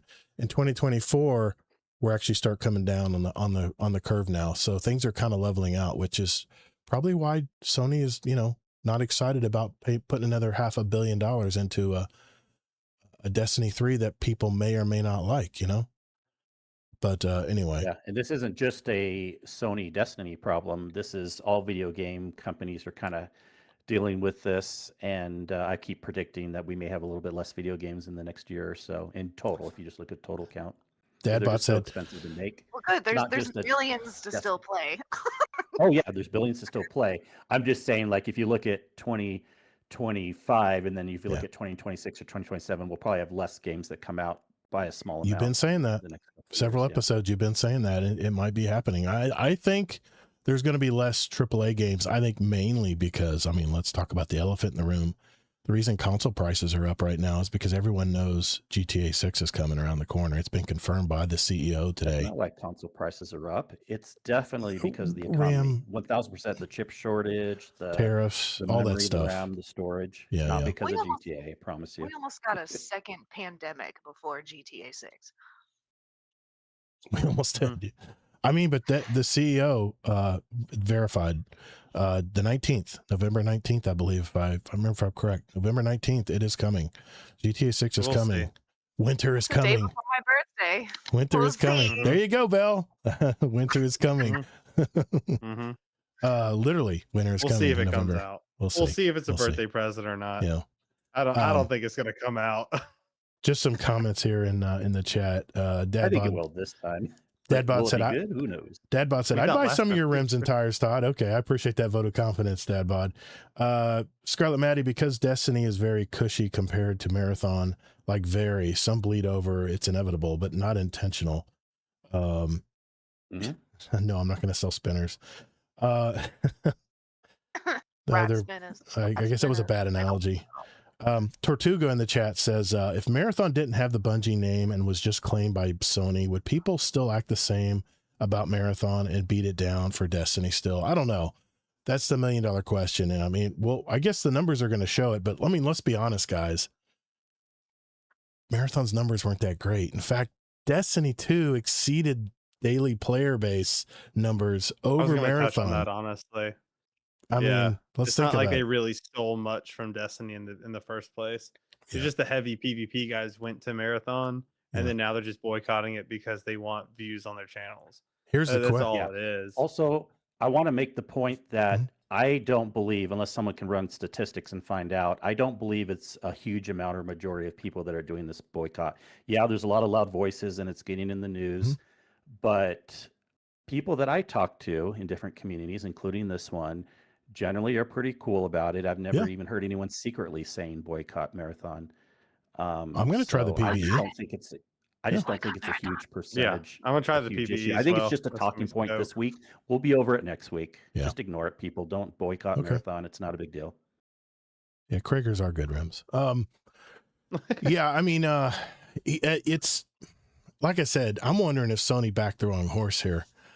I mean, there's been a lot of speculation. Destiny would have failed anyways. I mentioned that. Yeah. Destiny, well, like I said last week, when the news dropped, I said, I got to thinking, I said, is there anything they could tell me that they're bringing to Destiny 2 that would get me just like fully 180? We're going to play Destiny 2. Absolutely nothing else. Blinders on. All I'm going to play is Destiny 2 like I used to. There isn't anything they can add to Destiny 2 that's going to make me do that. Other than a Destiny 3 game. So I always like to give analogies where two things can be true at once. Okay. It could be true that they backed the wrong horse with Marathon, but that's separate from it's also true that Destiny was going to fail on its own. That's nothing to do with Marathon. Two things can be true. That's exactly right. And both can be true. That's very true. Yeah, you're right. You're right there. I don't know. I'm gone through all the stages of grief this week, probably 3 times over. So I don't know what stage I'm on now, but I did want to talk about the developer article that just came out today, and there's some exciting stuff in here, guys. I'm going to share the screen on in the Discord as well, so you guys can see as we're going along here. But let's get to the developer insight article here. Yeah, I got the right side. Go ahead. That's true. Marathon's older than Destiny. It goes back 30 years. Well, that is true. That is true. The developer insight, return of the director, and I'm going to go through this as quick as I can, but I want to show you guys some of this stuff. I'm going to pipe it into the Discord as well, so you guys can see it. There it is. Okay, welcome to our first Dev Insights article, prepping for the release of Monument of Triumph on June 9th. We have quite a bit to go through over the next few weeks. Today's article focuses on the return of the director and the Destiny 2 activities. And here's what they're going to be talking about. Obviously, this is the new director. I'm showing on screen here. You can see that they included the Lawless Frontier, excuse me, and Kepler now is in the map. And they have all your activities. These are all your portal activities down at the bottom down here, raids and dungeons. These are all like sub-screen menus here. And this is the portal right here, I'm assuming. This is your Vanguard. Listening to audio cast, just look this up afterwards. Yeah, just look at it. I'm trying to describe it visually too. But the biggest thing I heard, Kingsley, what's the one thing I love doing in Destiny 2? Is patrols. I love to do patrols, man. Bounties. Patrols gave you it gives you clan Changing XP. your answer. You can't have it be both. It gives you clan XP. It moves your season pass bar. I mean, there's a lot of different things you can do, but what they're doing is they're making it really exciting to actually go back to the patrol space. And they even mentioned here in the that they, had kind of forgotten about the patrol areas. They were so focused on all these activities that they forgot about these patrol zones that we love to do. So They beg your pardon? Nothing. What's that? Never mind. You said we love to do. Well, I like to do. I think there's a lot of people in And are Wii. you sure this is exciting? Because they said it's harder versions. You don't like I the like harder. I like harder versions as long as there's good All loot right, for we'll it. see. But Mark anyway, my word in this podcast today, May 28th, we'll look back in Okay. 2 months and see if you like this new activity. but in a nutshell, public events are going to mean something again. In fact, there's going to be two different ways you can upgrade. There's going to be the heroic versions, which are going to be a little harder, and then the regular versions. And they're saying that you'll be guaranteed tier 3 gear for a regular public event and tier 4 for the heroic versions. And you'll even have a chance to upgrade all the way to tier 5 loot. So, but there's these things called distortions, which they describe the distortions as it's kind of a remembering, where you're kind of remembering the past. They're kind of bringing back the past glory of Destiny with these distortions. And when you these distortions are an hour at a time, and they rotate between all the planets. And when they do, you actually have it'll actually raise your tiered loot up 1. So basically, if you do a heroic public event when there's just a distortion going on, say in Nessus, and if you look at this map right here, you'll notice you asking me what this red was here, Kingsley, on Nessus. That means that there's a distortion going on right now in Nessus, and it lasts for exactly an hour. It gives you a little countdown timer as well, and when that timer runs out, it automatically switches to another planet, which is kind of cool. But what they're doing on all of the, I guess they said the the world loot pool, that they're bringing back a lot of some of the old weapon group of weapons, and Cosmodrome, they're bringing back all of the Seraph weapons that we played with a long time ago. And the nice thing about it is now they're all tiered with multiple loot pools. They have heel clip on here, surrounded, all kinds of different ways you can get these weapons. So they're not static rolls anymore. These are just some of the different things they were talking about. On Nessus, they're bringing back the echoing reprisal weapons, like the Plu Perfect here that they show in this. I love this auto rifle. This was one of the heavy hitting, slow firing, high impact frame auto rifles. This was a fun rifle to use, but the problem was back then it wasn't very strong, but it was really fun to use. And so the Plu Perfect weapons are coming back to Nessus. That makes perfect sense because it's all about the, the Vex. So Europa, they're going to keep the same weapons that they've had there now, but of course all of these now are going to have up to tier 5 columns and stuff on them, which is kind of nice. And they said over the past few years, Destiny 2 has focused more attention on structured campaigns, exciting playlists, and challenging cooperative activities. This has led to patrol mode feeling a little left behind without strong rewards or clear reasons to return. And yes, I still ran them even though there was nothing really to get. Many players have had little incentive to explore the wilds of Sol. To remind Guardians of the allure of wandering these worlds, we're introducing a new feature on 7 destinations called Distortions. Every hour, a destination planet becomes the focus of distortions. The sky tears open, reality distorts, and corruption spreads. While distorted, the planet's enemies are empowered, and you can see in this picture here that the enemies actually become distorted as well, and they become a little harder to kill. I mean, they're not like super hard to kill. They mentioned that it may. Well, they did use the word. You may occasionally find encounters that test the skills of even veteran guardians. So yes. It will be hard at times. Good. As long as the loot is there, and that helps. And like I just told you, when there is a distortion going on, you'll see the the red outline on the Moments of Triumph map here. Will people complain like, I can't get my tier 5 stuff because it's too hard? I don't think so. People have done that for years. I think they will again too. I don't think patrol areas are going to be too difficult. We'll see. Maybe I'm eating my words here, but they're over. What's that, PB? Just said num num num num num. Num, num, num. Exactly. They're redoing the fire team ops. The portal system. I'm not going to even go into this because no one cares about the portal, but they're basically making it where you don't have to mix and match a bunch of stuff. Their main thing was jump in and play. And if you're doing whatever whatever difficulty now is what they're going to base the tier loot on. So if you're playing ultimate like I was and you just satisfactorily get, finish it, you're going to get guaranteed tier 5 stuff. So that's the main thing. If you're playing it advanced, if your power level is not quite up there and you get a B, you get tier 2. And there's a little chart on here you can look at on the developer update that'll show you that. And they're just showing here that they've simplified quite a bit. If you want to add more, people are asking like, well, why do I need to add more difficulty then? Well, because some people like to challenge themselves, and there you go. There's going to be all kinds of variety to the loot system. Iron Banner, Gambit, Sparrow Racing League. We're going to get into that. Trials of Osiris, Crucible Ops, all kinds of new loot pools. And all of these loot pools, by the way, are going to have all the tiered weapons and armor. So that's gonna be pretty cool. They've simplified Onslaught, Contest of Elders, the Coil.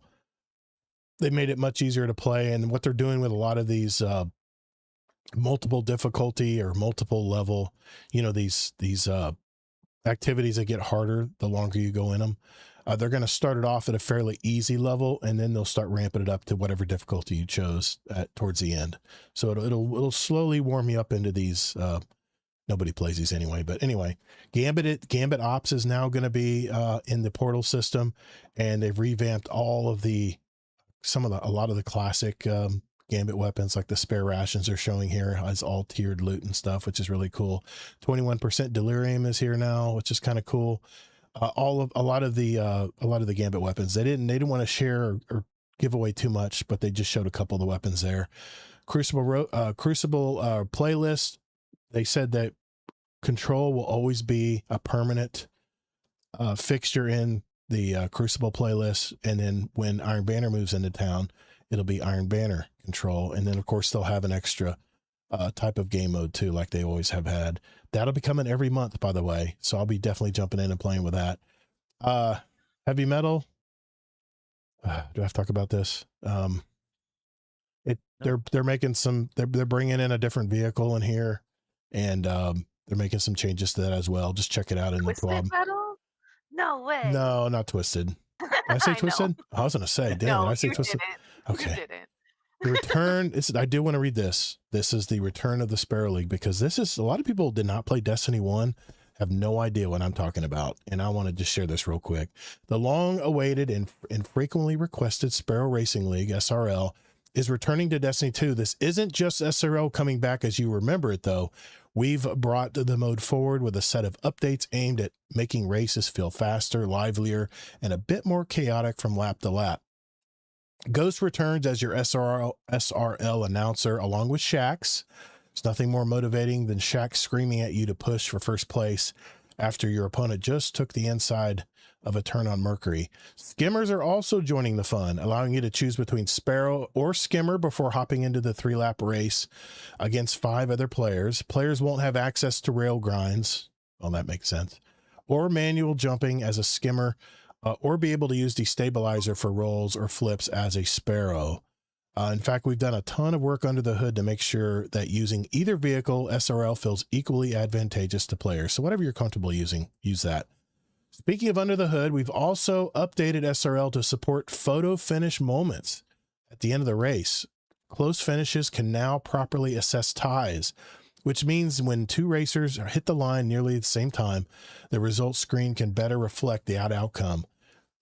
We know the mantra, if you're not first, you're last, but our goal in SRL is to bring the chaos and friendly competition to the forefront. And so tying means you both get equally great rewards. A couple of new mechanics have been added to SRL. Rocket Boost rewards players who nail their timing, hitting their gas just before the race begins. That's reaction time, fellas. That's what I love doing at the strip, is that reaction time. So that's going to give you a little bonus. Give you an early burst. Trick boost are just what they sound like. Land a trick successfully and you'll get a boost. On PC, Sparrow, or Skimmer, tricks can also be remapped the same way emotes can, and updated the UI to support that. All 4 of the original SR maps are returning, and we've got a brand new map called Quantum Circuit located in the Realm of the Nine. avoid the Taken and enemies of the past while racing on its wild and intense ribbon road. Oh boy. I don't have good times on that ribbon road. Additionally, speed boost pads will also be added to specific shortcut paths on all maps to offset any gates missed. A change that we think, I used to love using those shortcuts that we think will make taking riskier and tougher shortcuts more rewarding and viable. Finally, we've done some tuning on gate sizes, vehicle speeds, and rubber banding. I remember the rubber banding was so bad to keep the pack together while still rewarding strong racing lines, smart shortcuts, and well-timed boost. We're excited for players to get their hands on all these updates and hear the brand new SRL music tracks when Sparrow Racing League. We got to do this one weekend, Kingsley. We gotta all Sparrow race together. SRL rewards. There's an origin trait that you'll get on the armor and weapons. Featherweight is one of the origin. Basically it's like lightweight. You'll have increased movement speed when you have it equipped. Revving up, fast movement builds up a charge. It gradually increases your health generation speed. Once you're fully revved, sprinting grants a speed booster. And then they have a dielectric drift if you have 4 pieces of this armor. Sliding while speed boosting is active jolts combatants in front of you. And for players looking for your vehicles, you can see there's a new skimmer and a new Sparrow with the SRL logo on it, which is really nice. But here's what I got excited about. Look at these weapons, guys. These looks really these are cool. sexy as hell, man. These are sexy as hell, man. Tex Mechanica, Amalon. You got the Cassoid rocket launcher. You got the what is that? The Viced fusion rifle, and is that Suros? That's Hake. That's Hake. Hake. Oh, the bottom right. That looks good. Damn, that looks good. Even the sword looks good. It's got a purple sheen to it. So those of you who are listening now, check out the article. It shows a really nice picture of all these. Man, this gets me excited to play SRL. So yeah, we'll just have to see. But that's it. Are they bringing horns? Are they bringing horns? Yes, back? Horns are coming back. You'll be able to test them too. You'll be able to test them too. Okay. Before you buy them, you'll be able to test them. Use them out on patrol, just like Destiny 1. Yes, you will be able to honk the people in patrol. Do you remember, if anyone who played, to me, I was most impressed by the armor of Sparrow Racing League back in Destiny 1. It was they were like slick. racing jumpsuits. Yes. And I remember, I don't know if the base color was yellow, but I had mine all decked out in like a bright yellow. It's gorgeous. It was pretty fun. I'm just curious how they take shaders. Get Glowhoo on that. Oh. Get Glowhoo on the. Actually looked good because it didn't have a skirt. It had like just like a jumpsuit with like a sleek looking helmet, and it was like all yellow. You look like you look like you were from Tron. I mean, I still got a lot of that armor from Destiny 1. It's gorgeous stuff, man. It reminds me of Guardian Games. Guardian Games has a lot of slick stuff like that too. But yeah, SRL was really slick. I love they didn't show any of the armor, by the way. They want to leave something to be a surprise, you know. Thank goodness they're not telling us everything, but that's it. That's the entire article.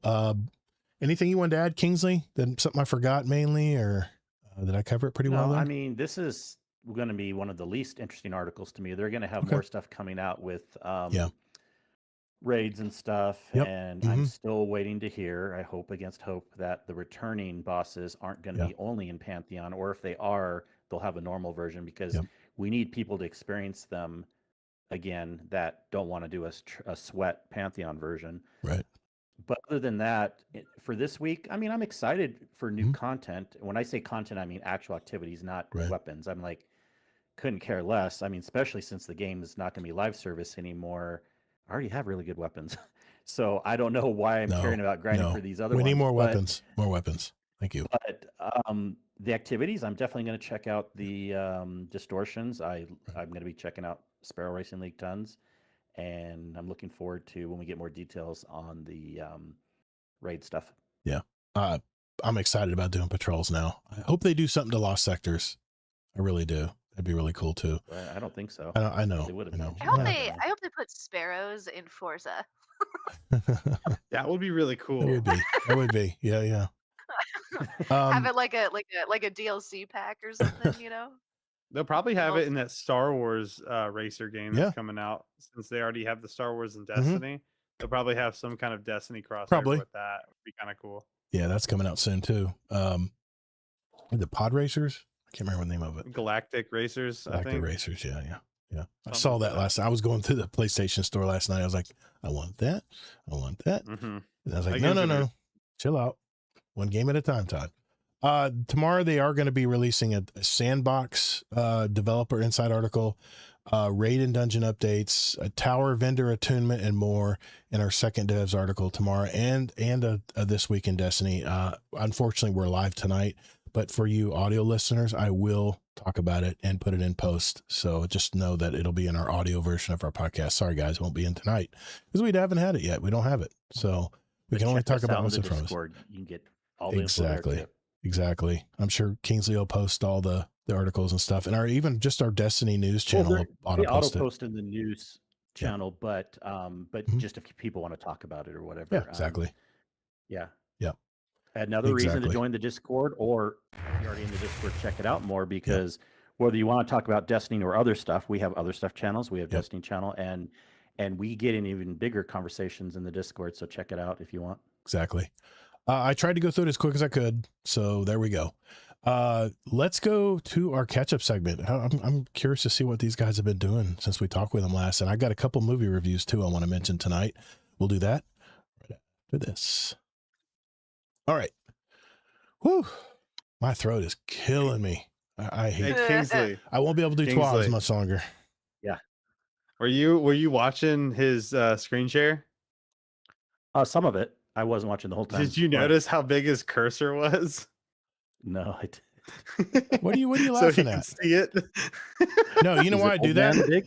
You know why I He do had that that? accessibility cursor, bro. No, I have that. No, the reason I have that cursor is because I do editing. I'm going through sound waves and stuff, and I got to be able to easily see the sound wave breaks. Is the reason I do that. Okay. No, it's old man reason. Yeah, I was gonna say No, maybe I'll no. give you that I one. played the fifth. I played the fifth. All right. Okay. At least the text wasn't like huge. Yeah, I was gonna say I'm surprised it wasn't zoomed in. That's a screen share. No, that's a screen share. Dude, he's had got to his get reading accessibility glasses options recently. on a hotkey, bro. I do not. No. See, for me, since I always had perfect vision, it is a sign of getting older when you actually need to get reading glasses, because now my vision is not perfect. Now I actually need a plus 0.75 prescription to actually. These are full transition. Print, If you notice, I'm starting to tilt my head up and down like this. That's because these are full transition lenses now. So it's just it's a slight prescription. It's nothing great, but I have astigmatism in both eyes. Perfect vision too, and it is quite the flex. I must It is admit. nice. It is nice. I got my eyeballs lasered to get. Once you get into 40s or 50s, it can change a little bit. Or my dad just had surgery to get his cataracts removed, and he doesn't have to wear glasses anymore. So it's kind of cool. Looking forward to that cataract surgery. Yeah, exactly. I heard that if you're like a baby and you like eat a whole bunch of carrots, then you get good eye vision. I don't know if that works. I don't know either. But hear me out, guys. I have a picture of me and like 1-year-old baby, and my nose and my ears are orange. What? Because my parents fed me so much carrots, so much beta carotene in your system that my cartilage turned orange. Yeah. Oh my god, that's awesome. That's awesome. And so they both have terrible. They raised rabbits before they had her. They didn't know what to do. They were like, "Here, just eat all these carrots." Okay. Now let's all right, topics are out of the way. Let's sit back and have a good time now. My chair's about to fall apart. That's not good. I know. Look at it. You better get a wrench on that. Belle, I'll start with you, man, if you don't mind. We'll catch up with you first. All right. I haven't recorded yet. I'm just letting you know I'm going to you first. All right, here we go. 3. Okay. All right, boys and girls. This is the part of the show where we just kind of sit back and catch up and see where everybody's been and what they've been doing since we talked with them last. I'll start with you, Belle. I think you have been here haven't been here the longest, because I think PP Pipe was here in a women in gaming roundtable we did. So she's been here before you. Mm-hmm. So I'll start with you, man. Catch us up, man. What's going on in the Dudes Playing Stuff podcast? Fill me in, man. What's going on? I don't get to talk to you very often. Well, I mean, going on over in DPS, we're ever growing, getting new people, kind of weekly or so. Nice. Getting them onboarded, just finding fun games, playing games with friends. We like I said earlier, we just kind of celebrated 111 episodes. That's awesome. We did have like a big bang thing going on for episode 100. That was a really big milestone for us. We're starting to get a little bit more traction on our Dungeons and Dragons podcast as well, which is Dungeons, Death Saves, and Dice, Triple D. So we're going to be recording a little bit more on that here, probably within the next month or so. We're going to start doing another series on that. Just I've been playing a lot of D&D like in person. It's actually really nice. I just went to my DM's wedding. Her and her now husband. Her now husband actually works with me, so we're all kind of like a really tight knit group. So been doing some IRL stuff as well. Their wedding was great. It was super fun. We actually had we have a picture of all of our characters kind of done up in AI, whereas like they were doing like a selfie, but it's like, you know, like a moon elf, an orc, Nice. you know, an Arakocra, like all of them, and they're all kind of doing like a peace sign and stuff. So we recreated that at the wedding because the whole group was there, and we did that like an IRL picture kind of thing. So that was really, really cool. I mean, yeah, I wanted to ask you, how long's your campaign been going on now? Your D&D? The IRL one, probably it's over a year now. Wow. Yeah, it's over a year. We meet up like we try to do once a month, if not every other month. You know, it's not like it's been super long, but I mean the campaign, we basically are about to finish up Act 1. Okay. We're on the last part of like the final boss. Wow. And then there's 3 acts. So this is going to be going on for another couple of years, probably. That's crazy, man. Yeah. That's awesome. Which I've already made preparations because I do plan to move hopefully within this year. Okay. So, but we've already been testing a lot of the Discord stuff and everything else. You're going to be moving to Texas? Yep. That's the plan. That is the plan. Nice, man. Yeah. I didn't know if you guys wanted to share that. He said it was up to you, PP Pipe. Do you want to share it? Yeah. I mean, hopefully he can come down here this year and take me out on a few dates or something. You got a little long distance relationship going on right now?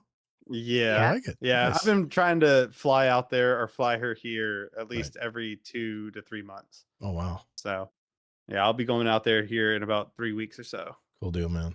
That's awesome. Well, Yeah, just know there's going to be you met in GDC. Yes. I want yes, full we credit. did. I want Yes, full we credit. did. Yes, Right. we did. Okay. Yes, we did. The wedding will be a live show. Okay? Nice. I love it. And you're not invited, Todd. No, I'm just playing. No, I mean, it's just with that going on, trying to get everything with the house situated and stuff with work situated and all this other stuff. Like I'm trying to fight for a raise right now just so I can go to another dealership and be like, this is what I got paid. So I can get like a double raise. Keep the comps. Trying to do a lot of stuff at work. Yeah, to try to get up on that as well. I got you. I mean, IRL stuff, realistically, it's just work and then coming home and doing what I can on the house. Getting friends from work to come over and try to buy all my junk, try to get it out of here. Which actually is going surprisingly well. Technicians really love junk for some reason. Nice. It's great. I'm like, hey, I got an old toolbox. Like, dude, I'll give you $100. I'm like, take it, bro. Just take it. I love it. Mechanics, man. I'm telling you, they can build anything. They know what raw materials are, man. Yeah. So yeah, just stuff like that. And then, like I said, when it comes to games and stuff, just playing with friends, checking out new games as much as I can. Definitely found some duds, definitely found some gems. So it's been nice to go like the past 2-3 years I've been on that journey since I stopped playing Destiny 2 at the end of Final Shape. Because I did not want to be a part of the the episodes or echoes or whatever they called those things. Right. I was like, I played a little bit of the first one. I was like, nah, this is it for me. And just the journey going out past that and finding all these other games and meeting a lot of new people playing these different games. Like once I stopped playing Destiny, that's when I started getting into D&D. So I met a lot more people online, did some stuff online, and now I'm DMing, playing, for a lot of other people, like from work, we're having work parties and stuff, doing stuff like that. It's been awesome. It has been great. Nice, man. I mean, it's good to talk with you, man. I know I was on your show, I don't know, about 12 episodes ago or something like that. Mhm. And man, I had a great time. It's so easy to hang out with you guys and just shoot the shit and talk and those top 10 lists. Holy shit. Rodimus kills me with Yeah, those they things, still man. trigger me too. I'm Yeah, at we work. finally got Ryan back too. I know. He's Panda's finally back in back. the mix. Yeah. Yeah, that was big for me. I missed him so Yeah, much. I He's miss him such a too. good dude. Yeah, I've raided with I've him a had couple lunch with times. him. Yeah. I've had lunch with him before. He's a great guy. So it's really Yeah. cool to have him back, and Yeah. he's kind of getting us a little into Destiny again. You know, I started doing a couple raids for nostalgia purposes, and you know, I haven't played much anything with him in about a year and a half. So I was like, okay, I'll download it again. I'll play with you. And I mean, I told him, I said I had a good time, but it wasn't that much of a fun time because like I've played these raids. You know, there's no reason to grind it for me. I've gotten all the exotics in the past, so there's no point but to just have fun. You know what I mean? Yeah. And Well, so I I mean, just had a good time with them. you'll at least start getting tiered loot if you start playing some raids with them. After June 9th, there'll be tiered Not loot. everyone Yeah, that's cares true. about that. That's what they're saying. Like, you Yeah. should play it then because you'll get. I was like, I don't care about that Yeah, stuff, I know. man. I don't care about that Yeah, stuff. I got you. But man. it's just fun to solve the puzzles together and get Yeah. that victory screen. I will say the new damage numbers were a shock to me from back when I used to play. I was like, dude, I did 20K. What was I doing? It's like, no, that's actually pretty decent. I was like, what? I was like, what, dude? Yeah, So, you got to at least play the new that's been dungeon. kinda The new crazy. dungeon's fun. You'll have fun doing the new dungeon. That was really good. The Star Wars inspired one. Is That was that- really. Oh, Yeah, I haven't. I'm not gonna buy Equilibrium? that expansion. It's really fun, man. Yeah, Yeah. I'm not gonna pay any money towards that right now. I got you, man. I got you. Yeah. Well, PP Pipe, what have you been doing? What you been up to? Well, I moved recently. You did. Yeah, it's actually kind of funny. I'm in the same apartment building. Like I went from floor 1 to floor 3. So, Okay. so Were it's not you- like I moved far. Were you looking to get more room because you're grown, Yeah, kids growing it's up? yeah, I was in a 1-bedroom and this is a 2-bedroom. Nice.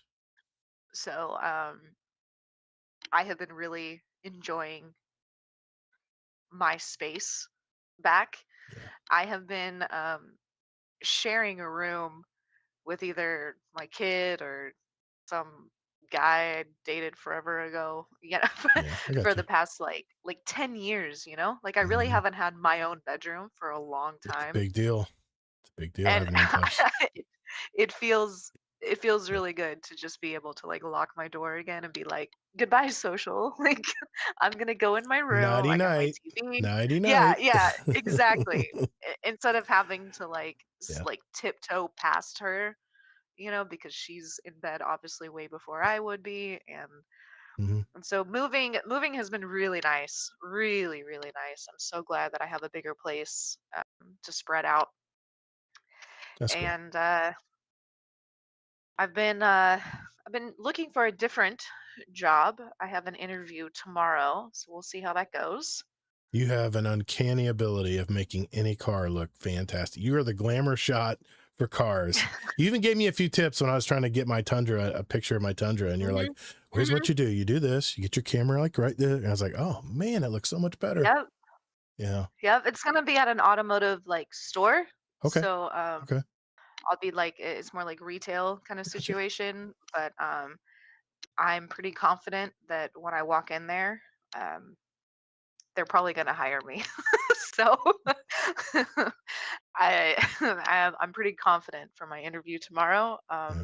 That's nice. So I'm excited about that. Kiddo just got done with school for the summer, That's right. and we've gone to the pool a couple times. We've got a couple plans coming up this summer. When Belle comes to visit, he's already met her before, so we've got some things to do. Okay. The 3 of us and just the 2 of us. It'll be a good time. That's nice. It'll be a good time. Yeah. Do you She have likes him a lot. do you have a good babysitter? Yeah, it's my mom. Oh man, you're lucking out. Shoot, mom. Yeah. Mom's cheap too. Mom's cheap. Yeah. She cooks, she cleans, she picks Nice. up after my kids, she does Love the it. laundry. I mean, how much better could that get? The greatest thing about having a grandchild is You spoil them to death, and then they come and take them away, and you're like, okay, that was fun. See ya. Yeah. See you next time.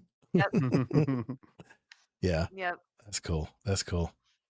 So Oh, my it's- mom will be over like every other week for the Okay. summer. And so she'll stay. And this is another huge deal about this 2-bedroom. And so when she comes to stay, she doesn't have to stay on the couch anymore. Nice. She can actually stay in kiddo's room because she's got a bunk bed. Oh, perfect. So it's like my mom, my kid are way over there. And the way the apartment is set up is like one bedroom is on Mhm. one side, the other bedroom's on the other side, the Split. living space is in the middle. Nice. So it's really nice to be able to play games, get on my headset, watch movies without thinking that I'm disturbing them. Gotcha. Yeah, housing, they call it a split plan. It was big in the 70s and 80s because no one wanted their kids to wake them up or whatever else was going on in the house. But you know what I'm saying.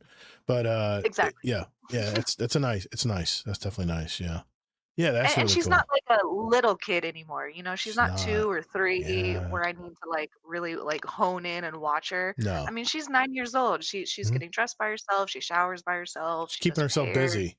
That's the one thing I Yeah. noticed about my 2-year-old grandson is you got to keep an eye on him, man. His little legs are pumping, man. You got to, where the hell did he go? And our house isn't our house isn't childproof, so we're like eagle eye like all the time. But, For sure. Yeah. That is so cool. Well, hey, good luck on the job tomorrow. Good luck on that. Thank you. Thank you. Yeah, it's good to see you guys. It's a lot of fun. Kingsley Mack, you want to bring us to speed? What you've been doing this week, man? What's going on? Yeah, wanted to talk about TV stuff and Yes. gaming stuff. Well, definitely want to talk about the one thing, the Survivor finale. Yeah. Mm. Yeah. So I forgot this. Oh no. We Yeah, won't do you spoil watch it. I'm kidding. No. Okay. I'm Okay. kidding. No, because I could. Okay. All I right, do, cool. but I haven't So- watched the most recent one. Okay. Mm, Well, what do you think, Todd? I was She so won't- excited to It's talk all about this week. she won't know. She won't know what we're Also, talking people in about. the chat, like, I don't want to spoil it for other people. Just say it. Just say it. If they haven't seen it, they haven't seen If I it. have the, yeah.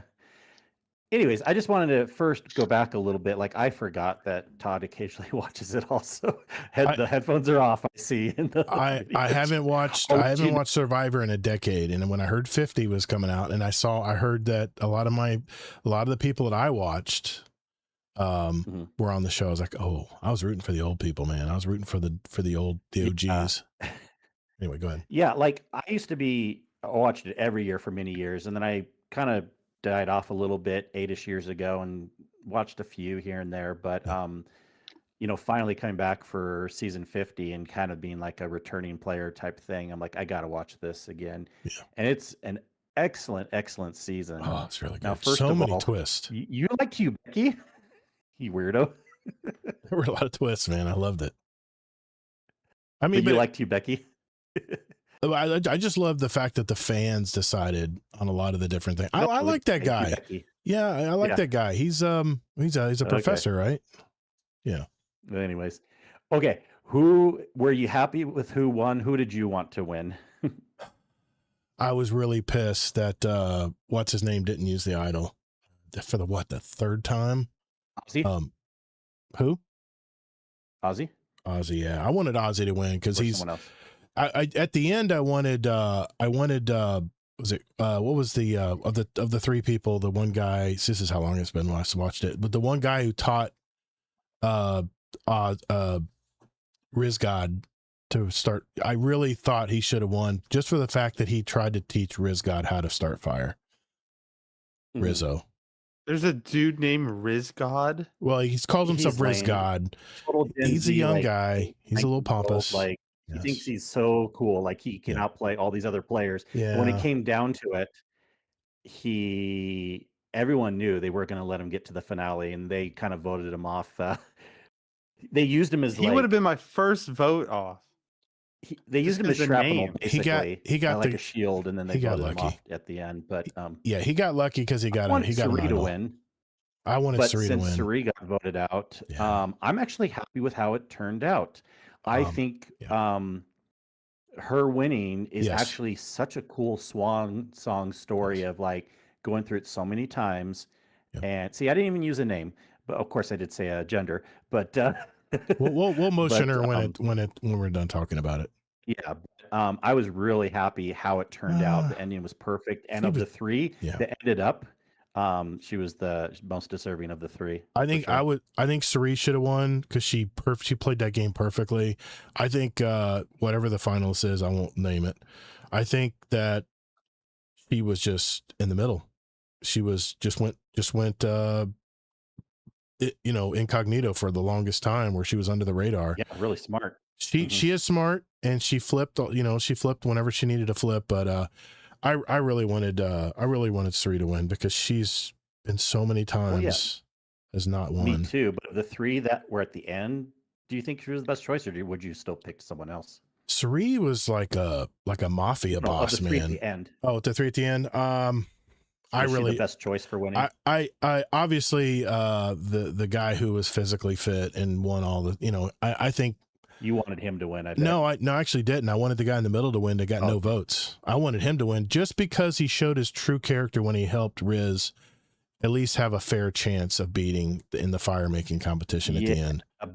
Survivor's a social game, and you understand. have to understand. And a lot of this came out behind the scenes too. He annoyed Was it Joe? everyone. Joe's his And if name, you I annoy think. people, Yeah, Joe. And if you annoy people, you're not gonna win. And he did have to be babysat by Suri a lot. Yep. So that probably shows his weakness. But anyway, we can we can move this, on. So you can come back in now.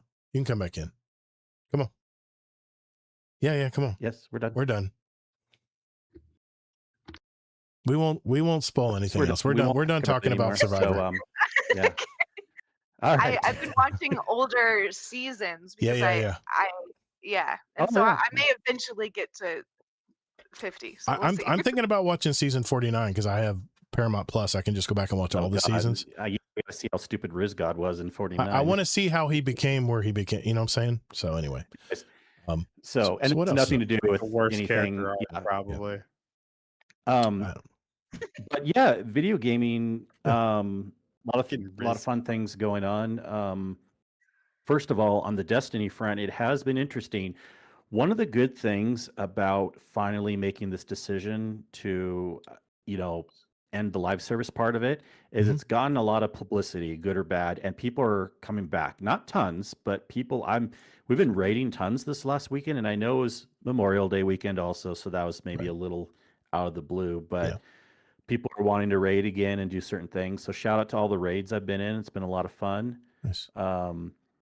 It's not like this is going to stay forever, but while people are interested in raiding, it'll be fun for me. That's for sure. Nice, man. Otherwise I've kind of been slowing down on Diablo because I've gotten my character all maxed out to where I like, and honestly, the new season's less than a month away, so I'm kind of good pausing on that for a bit. Okay. I was going to go back a little bit into Warframe. I was thinking I did a little bit of Division. I need to do some more because the final capstone seasonal mission is out, but I may want to wait to group up with some buds there like a Zombie or HE Tech or something, because I actually do, now that even more so than Destiny, now I'm at a certain point of, this goes back to our earlier conversation with Division. I've done all the stuff solo that I want to do. Now I only want to play that game with friends because a couple of reasons, because the things are going to be group up a lot of times anyways, but it's just a good experience playing with friends in Division. But I was trying to think last night, I'm like, I kind of do want a palate cleanser of live service. I mean, I was also, like Warframe, Diablo, tons, Destiny, Division. I'm like, which single player? And I know there's new ones. Like I almost downloaded Pragmata, and I still think I want to get into that game because I know it's good. But I re-downloaded last night, and I'm happy. It's not a bad decision. I know some people really love this game too. I re-downloaded Cyberpunk. I'm gonna be so excited playing through that game. That's such a good game. Yeah, I still got it too. It's in my library. I just took it the off amount of detail that they put in really is freaking amazing. So the eye candy is there for me. Like just every corner you turn, there's just so much detail of everything. Okay. And the quests are really fun. The music is a banger the whole way through the game. It's Keanu Um, Reeves too. Yeah, so I'm just really excited to kind of just have a palette because it's been a while since I played that game, and Yeah. it'll be newish for me going through it again, and probably making different decisions too. There's some light RPG to it. You can spec into some points here and there, and that's kind of like my style. I'm more of an action RPG light type of guy, so like a game like Cyberpunk that has tons of exploration is Yeah, really fun for me. I So saw I'm you had it really on last night. I was looking like, forward to oh getting into wow. it. I was surprised. I Yeah. didn't know you were into Cyberpunk. That's cool. Oh, I played through the whole thing in the campaign Okay. before, but I'm Nice. just gonna be doing it again. Nice, man. Kingsley, didn't you get Yeah. Soulframe? Yes, and I need to do that some more too. The new I Prelude only completely changed the prisms. So like you Okay. don't have the actual like triangular prisms anymore. You have a dot on one prism and you can move it and it actually changes your stats either for spirit, courage, or That's good. yeah. So they reworked that and it's way more intuitive now and it's way better for like build crafting in the game. Oh, I So got you. Well, and I never thought it was, and I haven't played it that much, but I never thought it was like bad or anything or not intuitive. But like I think what you're mentioning will be good, and they're Yeah. working on it. They're doing good things. I do have to mention that did remind me of one other thing. It's not a fair review yet. It's just an early review, but I hopped into World of Warcraft. I saw that too. Yes, I saw that dude. too. I did. What? That is a It's like, surprise. what is going on here? Holy crap. I don't know. What am I gonna say? See, I know. don't even I know where to almost start there. pulled that trigger a while ago, and then something else came out. And I was like, okay, good. I didn't do it No, yet. I know better. I think played WoW. I I I need to spent a put more long time time. into it because this game is obviously heavier on the RPG side. Yeah. And for me, I prefer and look, I know it's a game that's just been built upon for years, but I think that the menus, the interface, and everything's pretty janky. Mm. I think the movement's kind of janky. I think the action part's kind of slow. Of like, out queuing It's up a spell. rotations. It's not really like action RPG. It's like you stand there and do your rotation, and hopefully, yeah. And something look, procs well, and and into it, I'm gonna try to be fair, but like once I started seeing that, it just didn't get me as excited to like put a lot of time into it right away. So I need to put a couple more hours in before I'm a little more fair. But I know even that's not fair because that's gonna be scratching the surface 0.15%. But like still though, I mean, like I kept seeing it next to Diablo in the Blizzard launcher. I'm like, okay, I'll download it finally. Yeah. So I've been watching. to be determined. I don't know why I just said this. I was thinking about that whole Survivor shit. Yeah. I've been watching Lost. Oh. I never saw it Really? before. Oh wow. Oh. And so my friend told me that they were watching it, and I was like, "What? What's that about?" And so I started season 1. Uh-huh. I didn't realize that each season had like 20 episodes. Mm-hmm. Okay. it's huge. And so I'm at the very end of season 2. I believe there's 5 seasons. So I just got to the end of it. No spoilies, but Yeah, no, I won't. and But it was it's been great, man. I'm addicted to it. I've been watching like that 2 show, or 3 a day.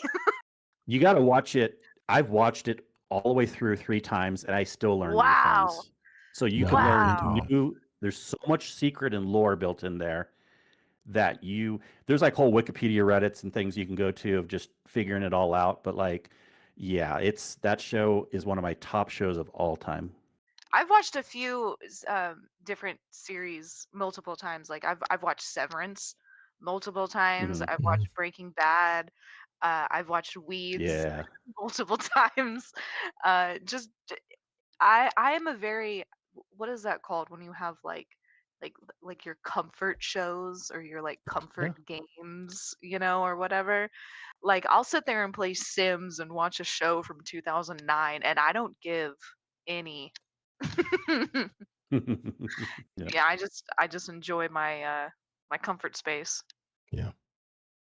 I am glad Cool. though that Yeah, when I it's a good show. started Destiny, I came in as a kindergarten and I graduated a kindergarten. So hey, I didn't go nowhere. But yeah, Tanker but Khan Look up Lost on Google. It's a 90s show. It's really No, good. it's not. It's 2000s. All right, aughts. Little tiny thing. It's people that crashed onto an island, and the island's kind of weird. It came I'll out just say that. 2004. Yeah. 2004. Okay. Mhm. Yeah. So Okay. that's been Yeah, great. there's been Think of like yeah. sci-fi Twilight Zone mixed with Yeah, it's adventure, getting stranded on a stranded And island. don't if you do Grandpa. watch it, don't try to make sense of it. Just go with the flow. Go with the flow. Because at the end, it'll kind of explain. That's all I'll say. Yeah. Okay. Not everything though. Did you get a chance to talk about everything, Kingsley? I want to make sure I didn't cut you off. I am something else you wanna great. mention? Okay. Pass the time over to you. I'll be pretty quick here because we have some questions I want to answer before we go tonight. I've kind of hit the wall on Arc Raiders. I'll jump in and play a couple raids. They call them raids. I'll play a couple games, just to jump in and look around and admire the world, which is just beautiful. But I actually decided to fire up several games this week. I've actually tried Division 2. I played a few hours of that. Diablo 4. I think I've got about 4 hours in that.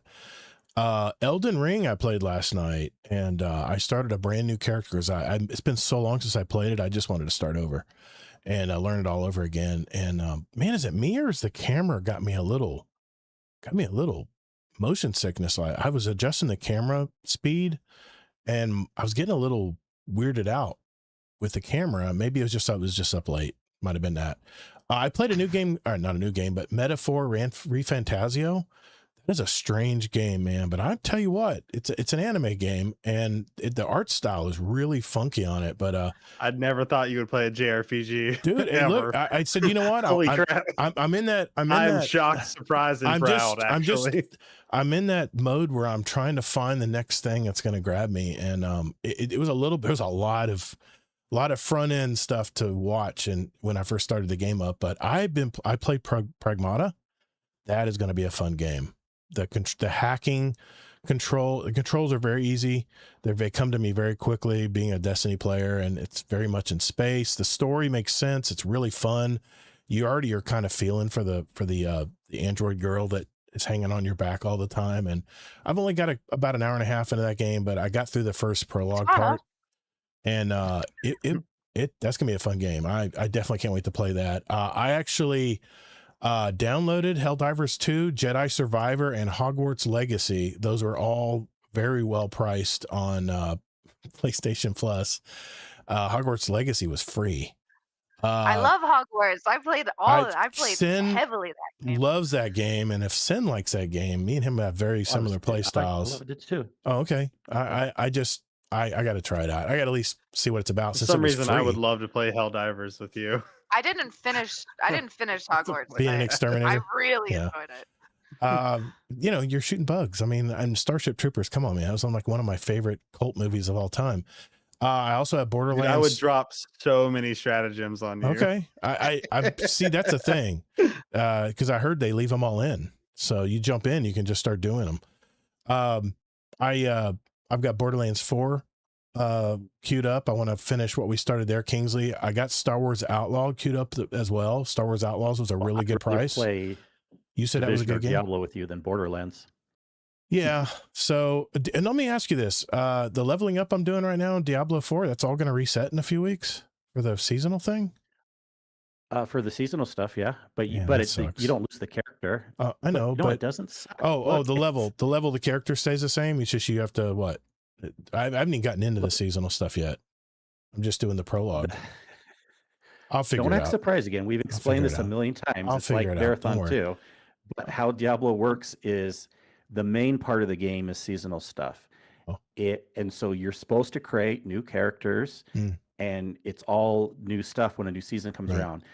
But your characters don't go poof at the end. They get converted to an Eternal Realm character. You can still run around on that if you really want, but you won't be able to do the new seasonal stuff. Okay, that's fine. I'm not even there yet. I'm still in the prologue stuff. I'm still playing the story. I'm playing the campaign. That's what everybody told me to do. So yeah, playing the main story. The character's not going to go poof, especially for campaign. Okay, good. Yeah. Okay. We kind of chilled out with the raid team this week, and we played some private Jackbox games. And man, I got to tell you, that was a lot of fun. I love Jackbox. I mean, I actually played the first 90s games where they were called You Don't Know Jack back then. They were trivia games. Me too. I played them on my PC like at night just against the computer, and it was so much fun. Yes. I love that yes. game. I was I'm always back too. freaking You out at don't the know end, Jack. trying to punch all the names at the end. It was always so much fun. And The you ran out of time. music is so Yes, like it's daunting. so good, so good. That brought back some member berries. I don't know. We're gonna do something Saturday night. We haven't decided yet what we're gonna do, but we'll do that. I got 2 movies I want to talk about. My wife and I went and saw 2 movies at the theater this week using my AMC Stubs A-list membership. I can see 4 movies free every week, any format or screen, and I know I don't get paid to say that. We first saw a new action movie called In the Gray. It's starring Jake Gyllenhaal and Henry Cavill. Rosamund Pike and Aiza Gonzalez also starred in this. It's about a high-level corporate company that loans money to these black market billionaires. They're kind of tyrants, and just the worst type of people, but they're very powerful people. And Jake and Henry are these elite operatives that have to enforce the collections process and protect the account executive, which Gonzalez played that. It's your typical kick-ass action flick, but it's Guy Ritchie, man. When Guy Ritchie's behind the movie, it's a little bit more nuanced. It's not just your normal action flick. I really enjoyed it. I was entertained, especially the banter between Jake and Henry. The comedy lines were really funny. Solid action film. I gave it 4 stars. Very good movie. Definitely want to see that when it comes out to the streaming services. The other film I saw in the Dolby Theater just last night was The Mandalorian and Grogu. This is the popular series, if you don't know, but this is the movie adaptation of it, and it takes place after the fall of the Empire, where the warlords are kind of absorbing power in the Outer Rim, and Mando comes in and is in the process of hunting down bosses from the Empire's forces that have become, these warlords. I don't want to give anything away, but I'll just say that if you've seen the series, you'll enjoy the movie. The writing to me was a little weak. Reminded me of the old Star Wars movies where the dialogue was really plain, especially with Sigourney Weaver, just really terrible dialogue. But I was able to overlook it because I'm a Star Wars fan, and the most part, it's a fun movie to watch. Just don't expect any major plot twist or any lore or anything to be popping in. It was really good. They really focused on the Hutt family. That was really cool. And it's a good film. 3.5 stars. If you do see it, make sure you watch it on IMAX or Dolby if you're going to actually pay money to go watch it at the theater. Don't watch it on a regular screen. That's a total waste. So that was me. That's me this week. Hey, before we go tonight, we got some questions in the Discord that I want to make sure we answer, and we'll do that right after this. We got some questions in the Discord. I want to make sure that we answer tonight. Some pretty good questions. So give me a sec here. I'm going to pull them up and rest And my it's okay voice. to watch it on a regular screen, people, if that's what you want to do. Just like if you watch it on your house later, that's a regular screen. Well, yeah, if you have surround system at home, then yeah, that's okay. I'm gonna take me and myself. Oh my out gosh, on not a being so hill elitist right now. real quick. Some people but don't have that. I'll still hear. I'll still hear. All right. We're going to jump into the Destiny questions first, since that's on top of everybody's mind right now. Okay, here we go. And you guys, we'll pass the talking stick if you guys want to share your opinions on these. All right, here we go. I'm just gonna mute this one. Okay. 3, 2. All right, boys and girls, it is that time of our show. Before we go tonight, I want to answer some questions from our community. And External Barge had a question. He said, should Bungie be held accountable for lying to the Destiny community, saying Destiny wasn't going anywhere? If you remember, Luke Smith did say something to that effect, that Destiny wasn't going anywhere. And I mean, what do you guys think? Is it considered lying? Or, I mean, the way I look at it, things change. And yeah, things change. Nobody has a crystal ball. They can't guarantee. You can't hold someone to what they say 10 years later being the same. Yeah. It wasn't that much time that passed, but they were saying it for the moment in the foreseeable future. Right. I think if we look back, that was a few to several years ago. Yeah. And that was. But also things change. Like, you say, like, I'm not going to get in an accident or whatever. Things happen, but, they were. It would only be if like we found out at the time that like, ha ha ha, we're saying this as a trick, but like that stuff information that would have leaked out by now. So they Remember, had all intentions at the time. It wasn't a lie. Luke Smith doesn't work at Bungie anymore, and it didn't matter because Sony now owns Bungie, so he really doesn't have any say in this. So I don't know.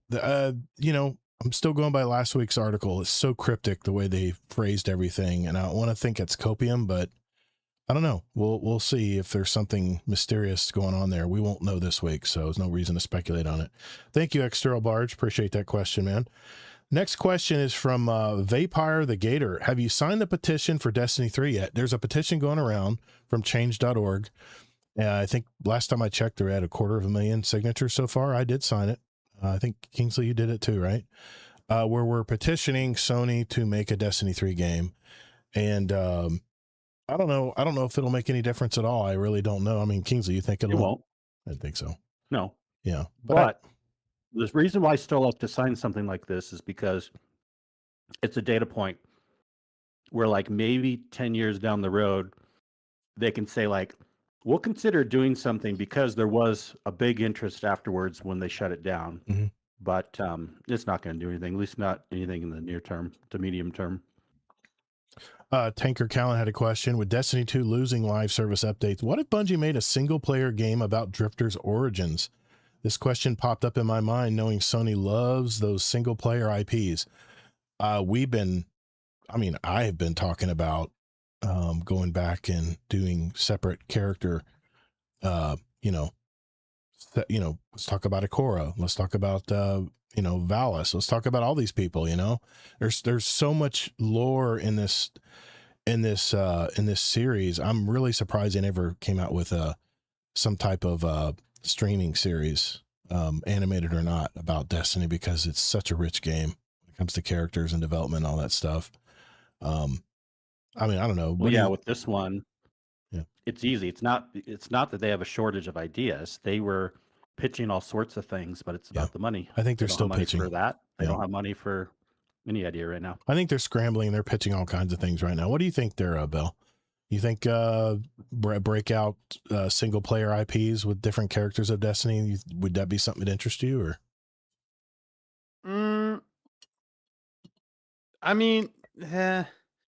Yes and no. I mean, the lore of Destiny is really good. Yeah. I will say. It's one of those. I mean, it's the Destiny of lore had like people had their own lore channels, like Bife and stuff like that, Mhm. And the lore itself is great.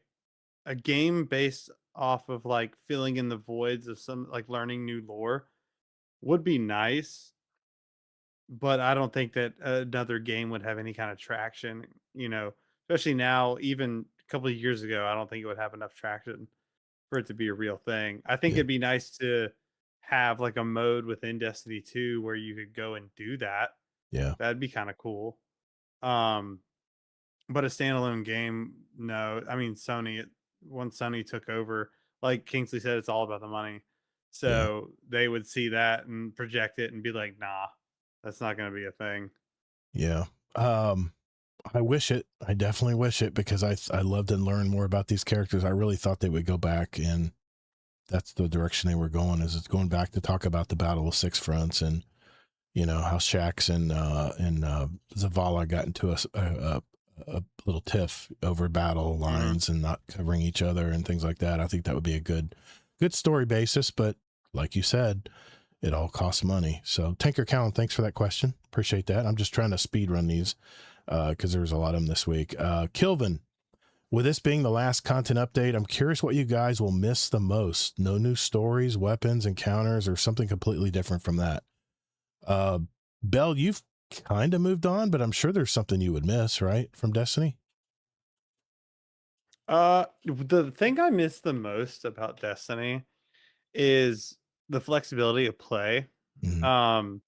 Because like you could be doing back when like the seasonal stuff and your rotational stuff kind of meant something, you could be doing that, and then your buddy could be like, hey, we're about to do some private matches in Crucible, do you want to like jump in real quick? Yeah, Right. dude. You go in there, play for a couple of hours, and then it's like, hey, now that we're done with this, do you want to run a dungeon or you want to go do a raid? Right. And it's like, yeah, dude, it was the flexibility of that game was Yep. really, really nice. And like, Crucible had, certain guns that you could use in PvE. PvE had certain guns that were really good in PvP. Right. So it was a really nice kind of like how one thing would lead to another in the game. But besides that, I don't really miss too much about it. Yeah. To answer this question, Go for it. like for new stuff coming out that we won't have anymore, what I would miss the most is obviously no more new raids, and Yeah. probably second place would be cool activities. Not all the seasonal activities are always cool, but some are pretty darn cool, and it's all about the content for me. So like, yeah, I'll have fun raiding with people down the road when we get groups together, but with no new content, I am not hopping in Destiny unless there's some friend group thing going on. Yeah. Because there's no, I mean, we're still getting the new activity, the patrol incursion things, whatever the hell they're called. I'll check that out, be excited, check that out and everything. But going forward, of course, is what this question's saying, like afterwards. And What do you this think, may be Pat? a really Yeah, go ahead. dumb question, because I haven't played Destiny a ton. Like I'm pretty sure I came in at like Witch Queen and I left even before the final shape. Mhm. So and so my silly question is, if I were to log in to Destiny now, would I still be able to finish things that I wanted to? Absolutely. Um, If you because bought I'm it. quite the like completionist, and so Mhm. I would want to be able to go back into the game and uh, kind of like a game that I put like on the shelf. Sure. Like I can come back to it and play solo or play with somebody, but yeah, I guess my question is, if I were to log in, I could still go finish what I started. The only thing that's missing from Destiny 2 is the Red War campaign. That and the Leviathan raid. So anything else is, I mean, obviously the seasonal stuff, no, you've missed that. But the final shape, the main campaigns, the main DLCs, absolutely, it's still there. They're actually going to be bundling everything into one really good price. In fact, I've already heard that PlayStation Plus, they're already lining it up for all of it to be free on PlayStation Plus or at some kind of discounted price. So it could be a good time because they're going to discount even separate DLCs. If you want to buy it a la carte, they're discounting that too for its final markdown too. Price, So because it is going to literally be everything. Always in the Yeah. past, they wouldn't include. right, There was still a few things they wouldn't include, like the 30th anniversary or the dungeon key shit or something like Right. that. But if everything, literally everything, all raids, dungeons, like 30th anniversary stuff is like, let's say like $25, Yeah. for some people it might be worth it, because then there's no question that you'll get all the raid stuff or whatever too that you might have missed out on. But to answer but Kelvin, what price? I don't think it could go any higher than that, because No. yeah, it's not live service anymore, but they're still keeping the game running. They're not turning off the servers. And from what I can tell, I don't see that changing anytime within at least a year to a year and a half. Right. Sure, things could change a year down the road from now. They change their mind or whatever. But, what do you think? I think it shouldn't be much more than about 25 for everything.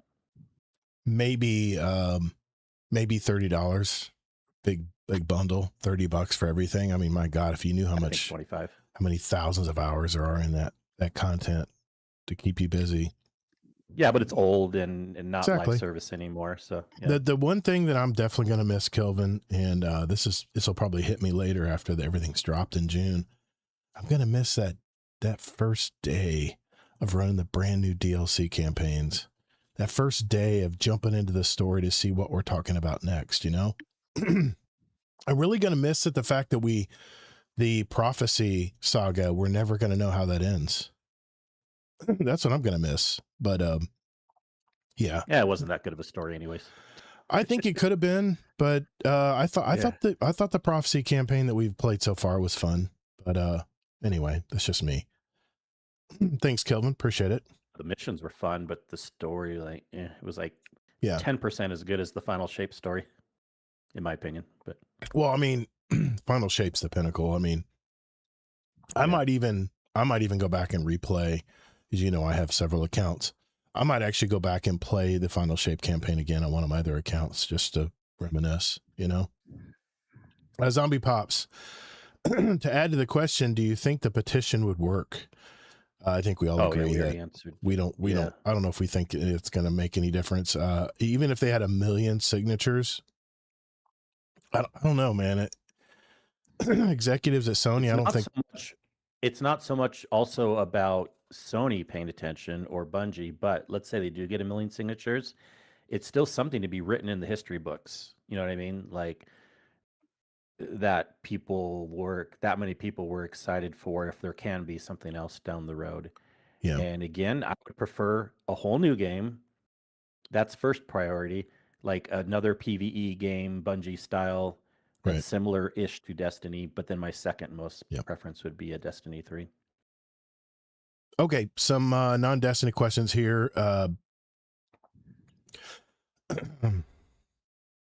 Okay. Yeah, okay. Vampire the Gator, is Helldiver 2 on your Game of the Month list? If you haven't already mentioned it, I apologize. I'm not up to date on the episode yet. I've decided not to do a Game of the Month. I'm just going to do Gator's main game because, as we're finding out, I've been playing Arc Raiders for 200 hours now, which is definitely more than a month of play. So I'm definitely moving on from Arc Raiders, and I don't know what June's going to hold for me yet. I'm trying a bunch of different things. I'm just trying to see what sticks out there. So as of yet, I don't have an official announcement on that yet. Dadbot Hero, genuine question for the podcast. With Destiny 2 seemingly reaching the end of its major support cycle, what kind of goals do you all have for the future of the show? Will you plan to pivot in the future when it comes to content? I'm sure you're still digesting the news, but I'm curious. I know the show has been more of a roundtable style podcast, which I'm sure is part of why people enjoy it. But do you have any ideas for still implementing Destiny into the show going forward in some way? Will the quote Guardian moniker still stay? Well, let me answer that real quick. The Guardian moniker will always stay. Where I still consider everyone in our community Guardians, and it doesn't always have to be a Destiny Guardian. Guardian is a wide-ranging character in gaming world, and that won't ever change. We'll all still be Guardians, in my eyes at least. Kingsley, let me ask you, man. What do you think? Well, he asked it from both sides, but for the first Yeah. half, in case anyone's still not aware, but if you're listening to the podcast, you're aware, but I feel like there are still some people that aren't aware. Could be. It hasn't been Destiny focused percentage-wise for a while now. Yeah. What was it, February we made the change? Yeah, it's been many months, 3 or 4 months now. Destiny right now, and you would bring in the news things and stuff, but with the roundtable format that we changed to, we're usually just complaining about other things like live service games or whatever, but it wasn't Destiny so much as the talk. So format of the show changing, no, we already did change. Unless you have some other idea, Todd, and I'm always willing to listen. But I'm just going back to me and you and our personal conversations about the future of the show and how we were tired of complaining about the same things when it came to Destiny. And as a listener, I think it was getting old that people were still making the same complaints over and over again about Destiny. And you agreed. I think we were both burnt out about complaining about the game. And I said, you know what? I have always loved roundtable type podcast.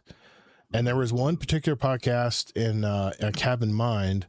It was called the Podcasters Roundtable. It was a podcasting on podcasting.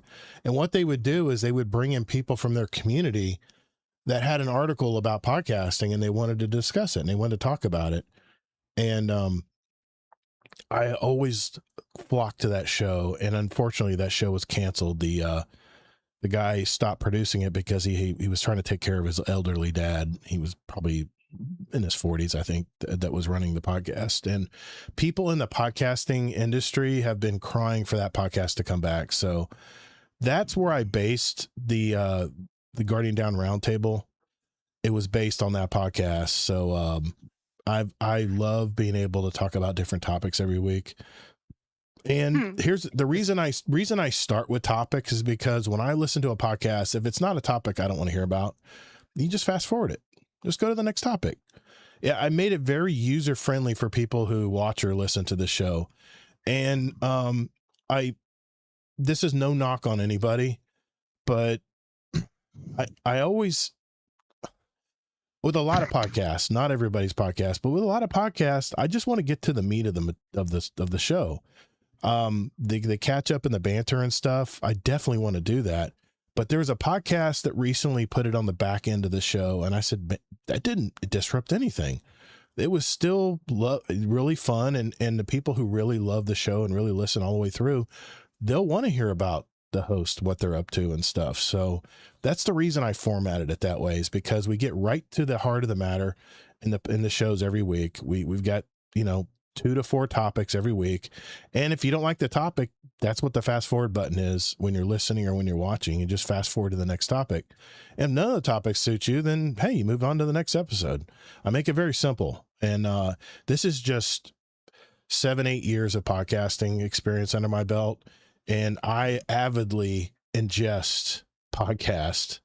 So I hear what others are doing in the podcasting world, and I've kind of curtailed it to what I like in podcasting and kind of merged it a little bit with what Kingsley likes, and we've come up with this new format, and we've done it we've already made the switch, Dad Bod Hero, so we made that switch a long time ago. But if there's some news in Destiny, like we hear a leak or something about a future game or something, obviously we're going to talk about it.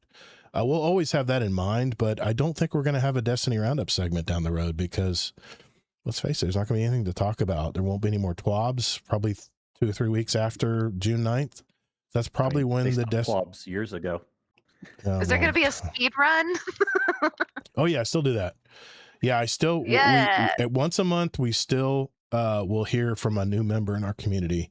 And after the initial, patented questions that we ask all our guests, we'll do a speed run that I handpicked the questions from, and I have a list of over 1,000 now. So I try to include one of the new ones in every time. I always have my favorites, but I try to mix them up best I can. So yeah, that's how I met Rodimus. Is it? But they're not speed runs anymore. Speed run. No, they're not. Petition. There's no contest or anything like that. It's mainly just like well, I mean, he's not doing it anymore, but Stephen Colbert used to do the Colbert questionnaire or something. And it's kind of after that a little bit where we just get to know you at a deeper level. I mean, what's your favorite salty snack? Just curious if you like something that I like, and that's the great, so hard. but that's the great thing about having guests is you find someone who is like you, and then guess what? You want a game with them. That's what I love about the new member or the new new guest shows, which we try to do once a month. And we did a bunch of them, like in 1 month, we did like 2 or 3. So we've had a little bit of a lapse. And if you didn't listen to it already or watch it, Necromancer, which has been a mod in our community for a long time, but he travels so much that I was able to lock him down to be on last week's show. And man, I never knew he was a hand gliding pilot. Holy shit. Things like that. You just never know about these people that you game with every day, and it's actually a callback to a guy from the Dad's Tales podcast that started his own podcast, and he would bring in people from the community to do interviews. And I thought, man, that's so much fun to listen to because you talk to these people in the Discord every day, but you really never really know them. So that's the reason why I still do the interviews with new guests at least once a month, try to at least. So, yeah. So there you go. I remember that first one for me, and that was a really cool episode. It's fun. I appreciate how you guys set it out like that. Well, we don't do timers, and I don't play music in the background anymore, any of that, but it's just rapid 25 questions, and we try to get people to answer them quickly, but sometimes they have to think on it, and that's fun. I was like, what's my favorite sandwich? I forgot. I don't know. My mind went blank. Did you want to add anything there, Kingsley? Yeah, I had one more thing to say, actually. Go for it. Back on the question. I agree that you don't want to ever remove the Guardian, but I am kind of thinking in the future, will people that come into the podcast newer, that as less and less people will play Destiny, will they be confused what Guardian Down means? You know what I mean? Yeah, I get that part. That's just a Destiny It'll term. just be something. Some way you could add in like a little clip at the beginning of the show, like, this is our roots for like Yeah. guarding down means like you've died in a game, but you're not down and out. Come join us. You know Yeah. what I mean? Like, Yeah. so I'm, you know, I I kind like of to do think ahead. that. I kind of do that in the audio. I have music and a little intro like that. It talks about our roots and stuff, but I'm actually going to redo that because I don't like the way I did it. It's kind of growing old Yeah, on me. because I just wonder if people will be like, well, what does guardian down mean? What's the Yeah, point yeah. of that name if they have Yeah. no idea what Destiny But is? there's a lot of Guardians in gaming. It's not just Destiny. There's Guardians in other games too. So, Yeah. Anyway, Tortuga, I had a question on the cosmetic side of Marathon, and yes, I do agree some of the skins are not so appealing, but wouldn't you say it's better that the skins and the codex are better because there's something it actually worked for instead of the instant gratification that you could just buy the one you want? I never poo-pooed that. I love the fact that if I did contracts for Mida, that I would get this beautiful black and green suit for my assassin. I love that. I love that part. So yeah, absolutely. But I still have $10 worth of whatever currency they have that I haven't not bought anything yet because the store was terrible, man. I don't know who came up with a It needs to be store. both. Yeah. I agree that, yeah, you should have good skins in Yeah. the codex to reach out for, but they should have had also good skins for the store. Yeah. You can do both, you know? Right. Two more questions here. Deadpool and Merc. Are gamers too harsh on developers, or are studios releasing unfinished games too often? Yes and yes. That's my answer. They do both. Yeah, that's kind of a big mix up. Mhm. Yeah, there's not really a either or in that, for my opinion also. I mean, I'm tired of the investors telling the developers when to release the games. It's so obvious when a game's broken and not finished.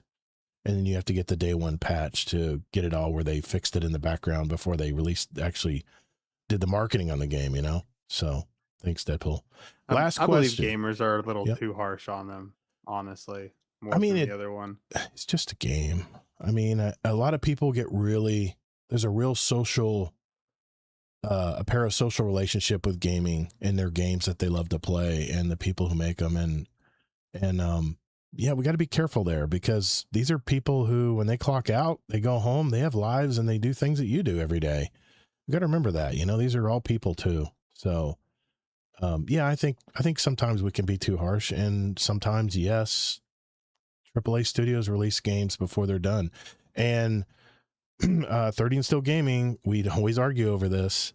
I don't buy day one anymore. Destiny was the only game that I would pre-order. I don't buy anything on day one anymore. In fact, 007, we just talked about that. I went to GamerAnx. I wanted to see what they thought about it. I want to see some of the gameplay. I want to see what Skill Up says, you know, because he plays a lot like I do and he loves Destiny. So I know his play style, things like that, you know, but anyway. I'll still buy day one some, but I also do those things. I also look at the pre-reviews and hopefully I see some user reviews coming in the same day, you know what I mean, before.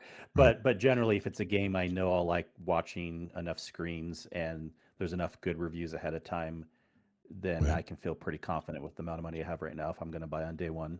But yeah, it's always a cost benefit. I have like a complex calculation in my head if I'm going to buy or not, but I'm not opposed to buying it if it's a game that I like. I mean, we're all like, we got Summer's Game. Well, I mean, we got Sony Days of Play. We got Sony Play coming out on Tuesday. I'm definitely going to watch that because it reminds me of like E3, you know, when we watch to see what new games are coming out, what's the lineup and everything. So, and then we got Summer Games Fest coming up soon. Don't tell me that you're all going to be waiting that you're not going to be waiting for the very last announcement that they make in the show, because you know that's where they really surprise you with something crazy or a little teaser or something. That's just what it's always been known for. Last time, though. Not last time. Always do it. High Guard. Yeah. Oof. Yeah, that was bad. That was a shit show. God almighty. That's where the money won that year. Sky Guy, I'm going to ask you a question next week, brother. Appreciate you, man. Appreciate you leaving that in there. Leaving that question with us. Guys, that's it. That's our show tonight. Thank you for hanging out with us tonight. Anything else? Am I forgetting anything, Kingsley? Anything else we want to bring up here? I think we kind of covered the gambit tonight. I think we covered the gambit tonight. PP Pipe, thank you. Yes. For, I don't know if you got a babysitter tonight or you just tucked your child in before coming. She's sleeping? She's at her dad's house. Oh, she's at her perfect, dad's house. Perfect. That worked out perfect then. Yeah. Thanks for That's why coming. when I Yeah. signed up for this this date, I Yeah, made yeah. sure that Nice. yeah. Thanks for coming out Yeah, tonight. I do have Appreciate a you. thank you. I do have a little Yeah, confession go for to it. make. I've been playing a secret game the entire time that we've been doing this. What game you playing? Every time that you guys said the word destiny, I took a drink of my beer, and I just want to let y'all know that I had three. I have three empty ones. Okay. And I'm on the fourth. So I Nice. appreciate helping me have a good night. But There you every time go. y'all Hell said yeah. I Destiny, I love was it. like sipping it up. I love it. I love it. And Thanks. we would do that Yes. with Arc Raiders on previous weeks. when People get talk about drunk Arc because I Raiders. was really high on Arc Raiders for the longest time. And in October, I'll be talking about them again. I'll definitely be playing their game. But until Arc Raiders has something out in October, I'm probably just going to play other games. I mean, that's what we're supposed to do. Like play other games, you know? Yeah. Yeah, You if you want drink to. Deadpool, you got to be drunk by now, man. Yeah. I didn't notice. All right. PP Pipe, you want to give a shout out to anybody tonight before we go? I always like to do that with our guests. Rosebud! Just kidding. I don't. No, not particularly. Okay. Okay. Belle, baby. Yes, thank you. He actually got me my second Xbox, so he is one of the Nice. reasons why I'm able to even do the topic that I was talking about The earlier. land party. So Nice. yeah. So thanks, Belle. Deadpool says I said it. I said Arc Raiders 25 times tonight. Okay. I don't know. I don't know about 25 times. That's kind of pushing it. I'm not But kidding. I don't know. You You did didn't say the word Destiny. Arc Raiders. That was Maybe you Destiny, talked not about Arc Raiders. I did the word Oh, you destiny. said two Yeah. up there though. Yeah. God almighty. Bell, brother, thank you, man. Thanks for coming out tonight. It's been a long time to talk with you, man. I'm glad I was able to talk with you tonight. And hey, tell everybody about your podcast and give a shout out if you like to anyone. Yeah, I mean, I'm here from Space Mafia. We have a couple podcasts. DPS, our main one, Dudes Playing Stuff. We also have Triple D for our Dungeons and Dragons campaigns. And we're a great community. We have a lot of really good people. We only have one rule within our community, and it's honestly been a great rule, and it's been working itself out the whole time. And it's don't be an asshole. So if you're an asshole, you get the boot almost immediately. Now, talking crap to each other, that's one thing. But like if you're coming there correcting people and well, look at me kind of stuff, nah, you're gone. You're gone. Also, We weed don't them say out. Pal World. Yeah, Don't say that okay, word. that's a Rodimus thing. That's a I don't give a bannable crap offense. about that. Okay. Don't tell Native Raider that. Yeah. Okay. Yeah. And when we actually feel started like- playing Destiny a little bit again, Destiny was going to be a bannable offense. Yeah, I feel like you guys have the same rules. Rodimus has a different set than you do. Rodimus has his own rules. Yeah. And don't argue with him. Yeah, and he's like the king, so we just kind of do what he I says. got you, man. It's his. I love saying this because he hates it. It's like this is his show, this is his Discord, and he's like, no, it is the community, 100%. I was like, you did start it though, and he goes, that's beside the point. But yeah, no, it's a great time over there. If you're looking for other games to play, we have a couple good groups that play different games here and there. So if there's anything that you're interested in, come over there. We have like a bunch of different channels for different games and stuff, so you can kind of find your people. Besides that, shout out to everyone here. Thanks for having me on tonight. Absolutely. It's been a good time. It's definitely been a good time. I've been out of the Destiny loop a lot, so I was in the dark, for about half the episode, but it's been a good time. Nice, man. Thank you, sir. Kingsley, you want to give a shout out to anybody? Yeah, I like to shout out the guests whenever I can. So first of all, thank you for coming on PP Pipe. I think it's probably the first time I've talked with you, and really fun to hear everything. And glad you had a fun drinking game with our Destiny talk. I was like, I literally brought 2 beers in before we even started, and I ended with 4. So Yeah, nice.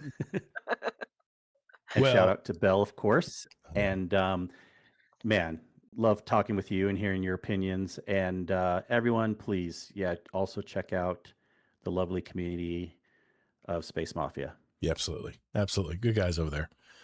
And now Ryan's over there.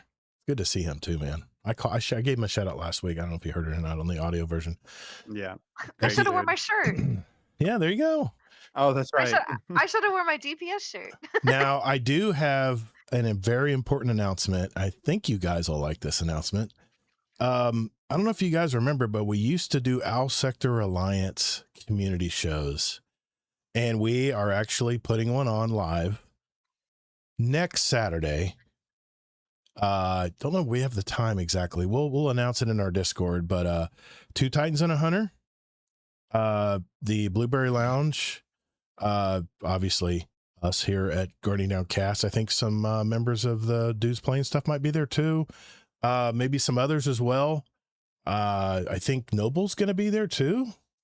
A Night Demon's going to be there, and it is going to be a daytime. I know it is going to be a daytime stream on Saturday because we're trying to accommodate our UK brothers over there, so they're not like up till 2 a.m.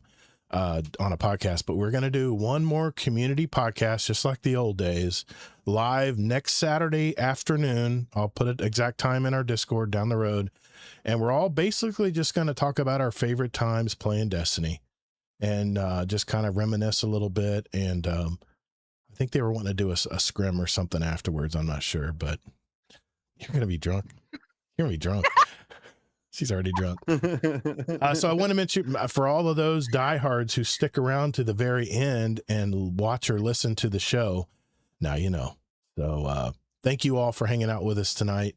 It's been a great show. A lot of great conversation tonight. And remember, as in life or in your game, get your reps in. Later, Guardians. No, get your drinks in. Yeah. She's drunk. She's drunk.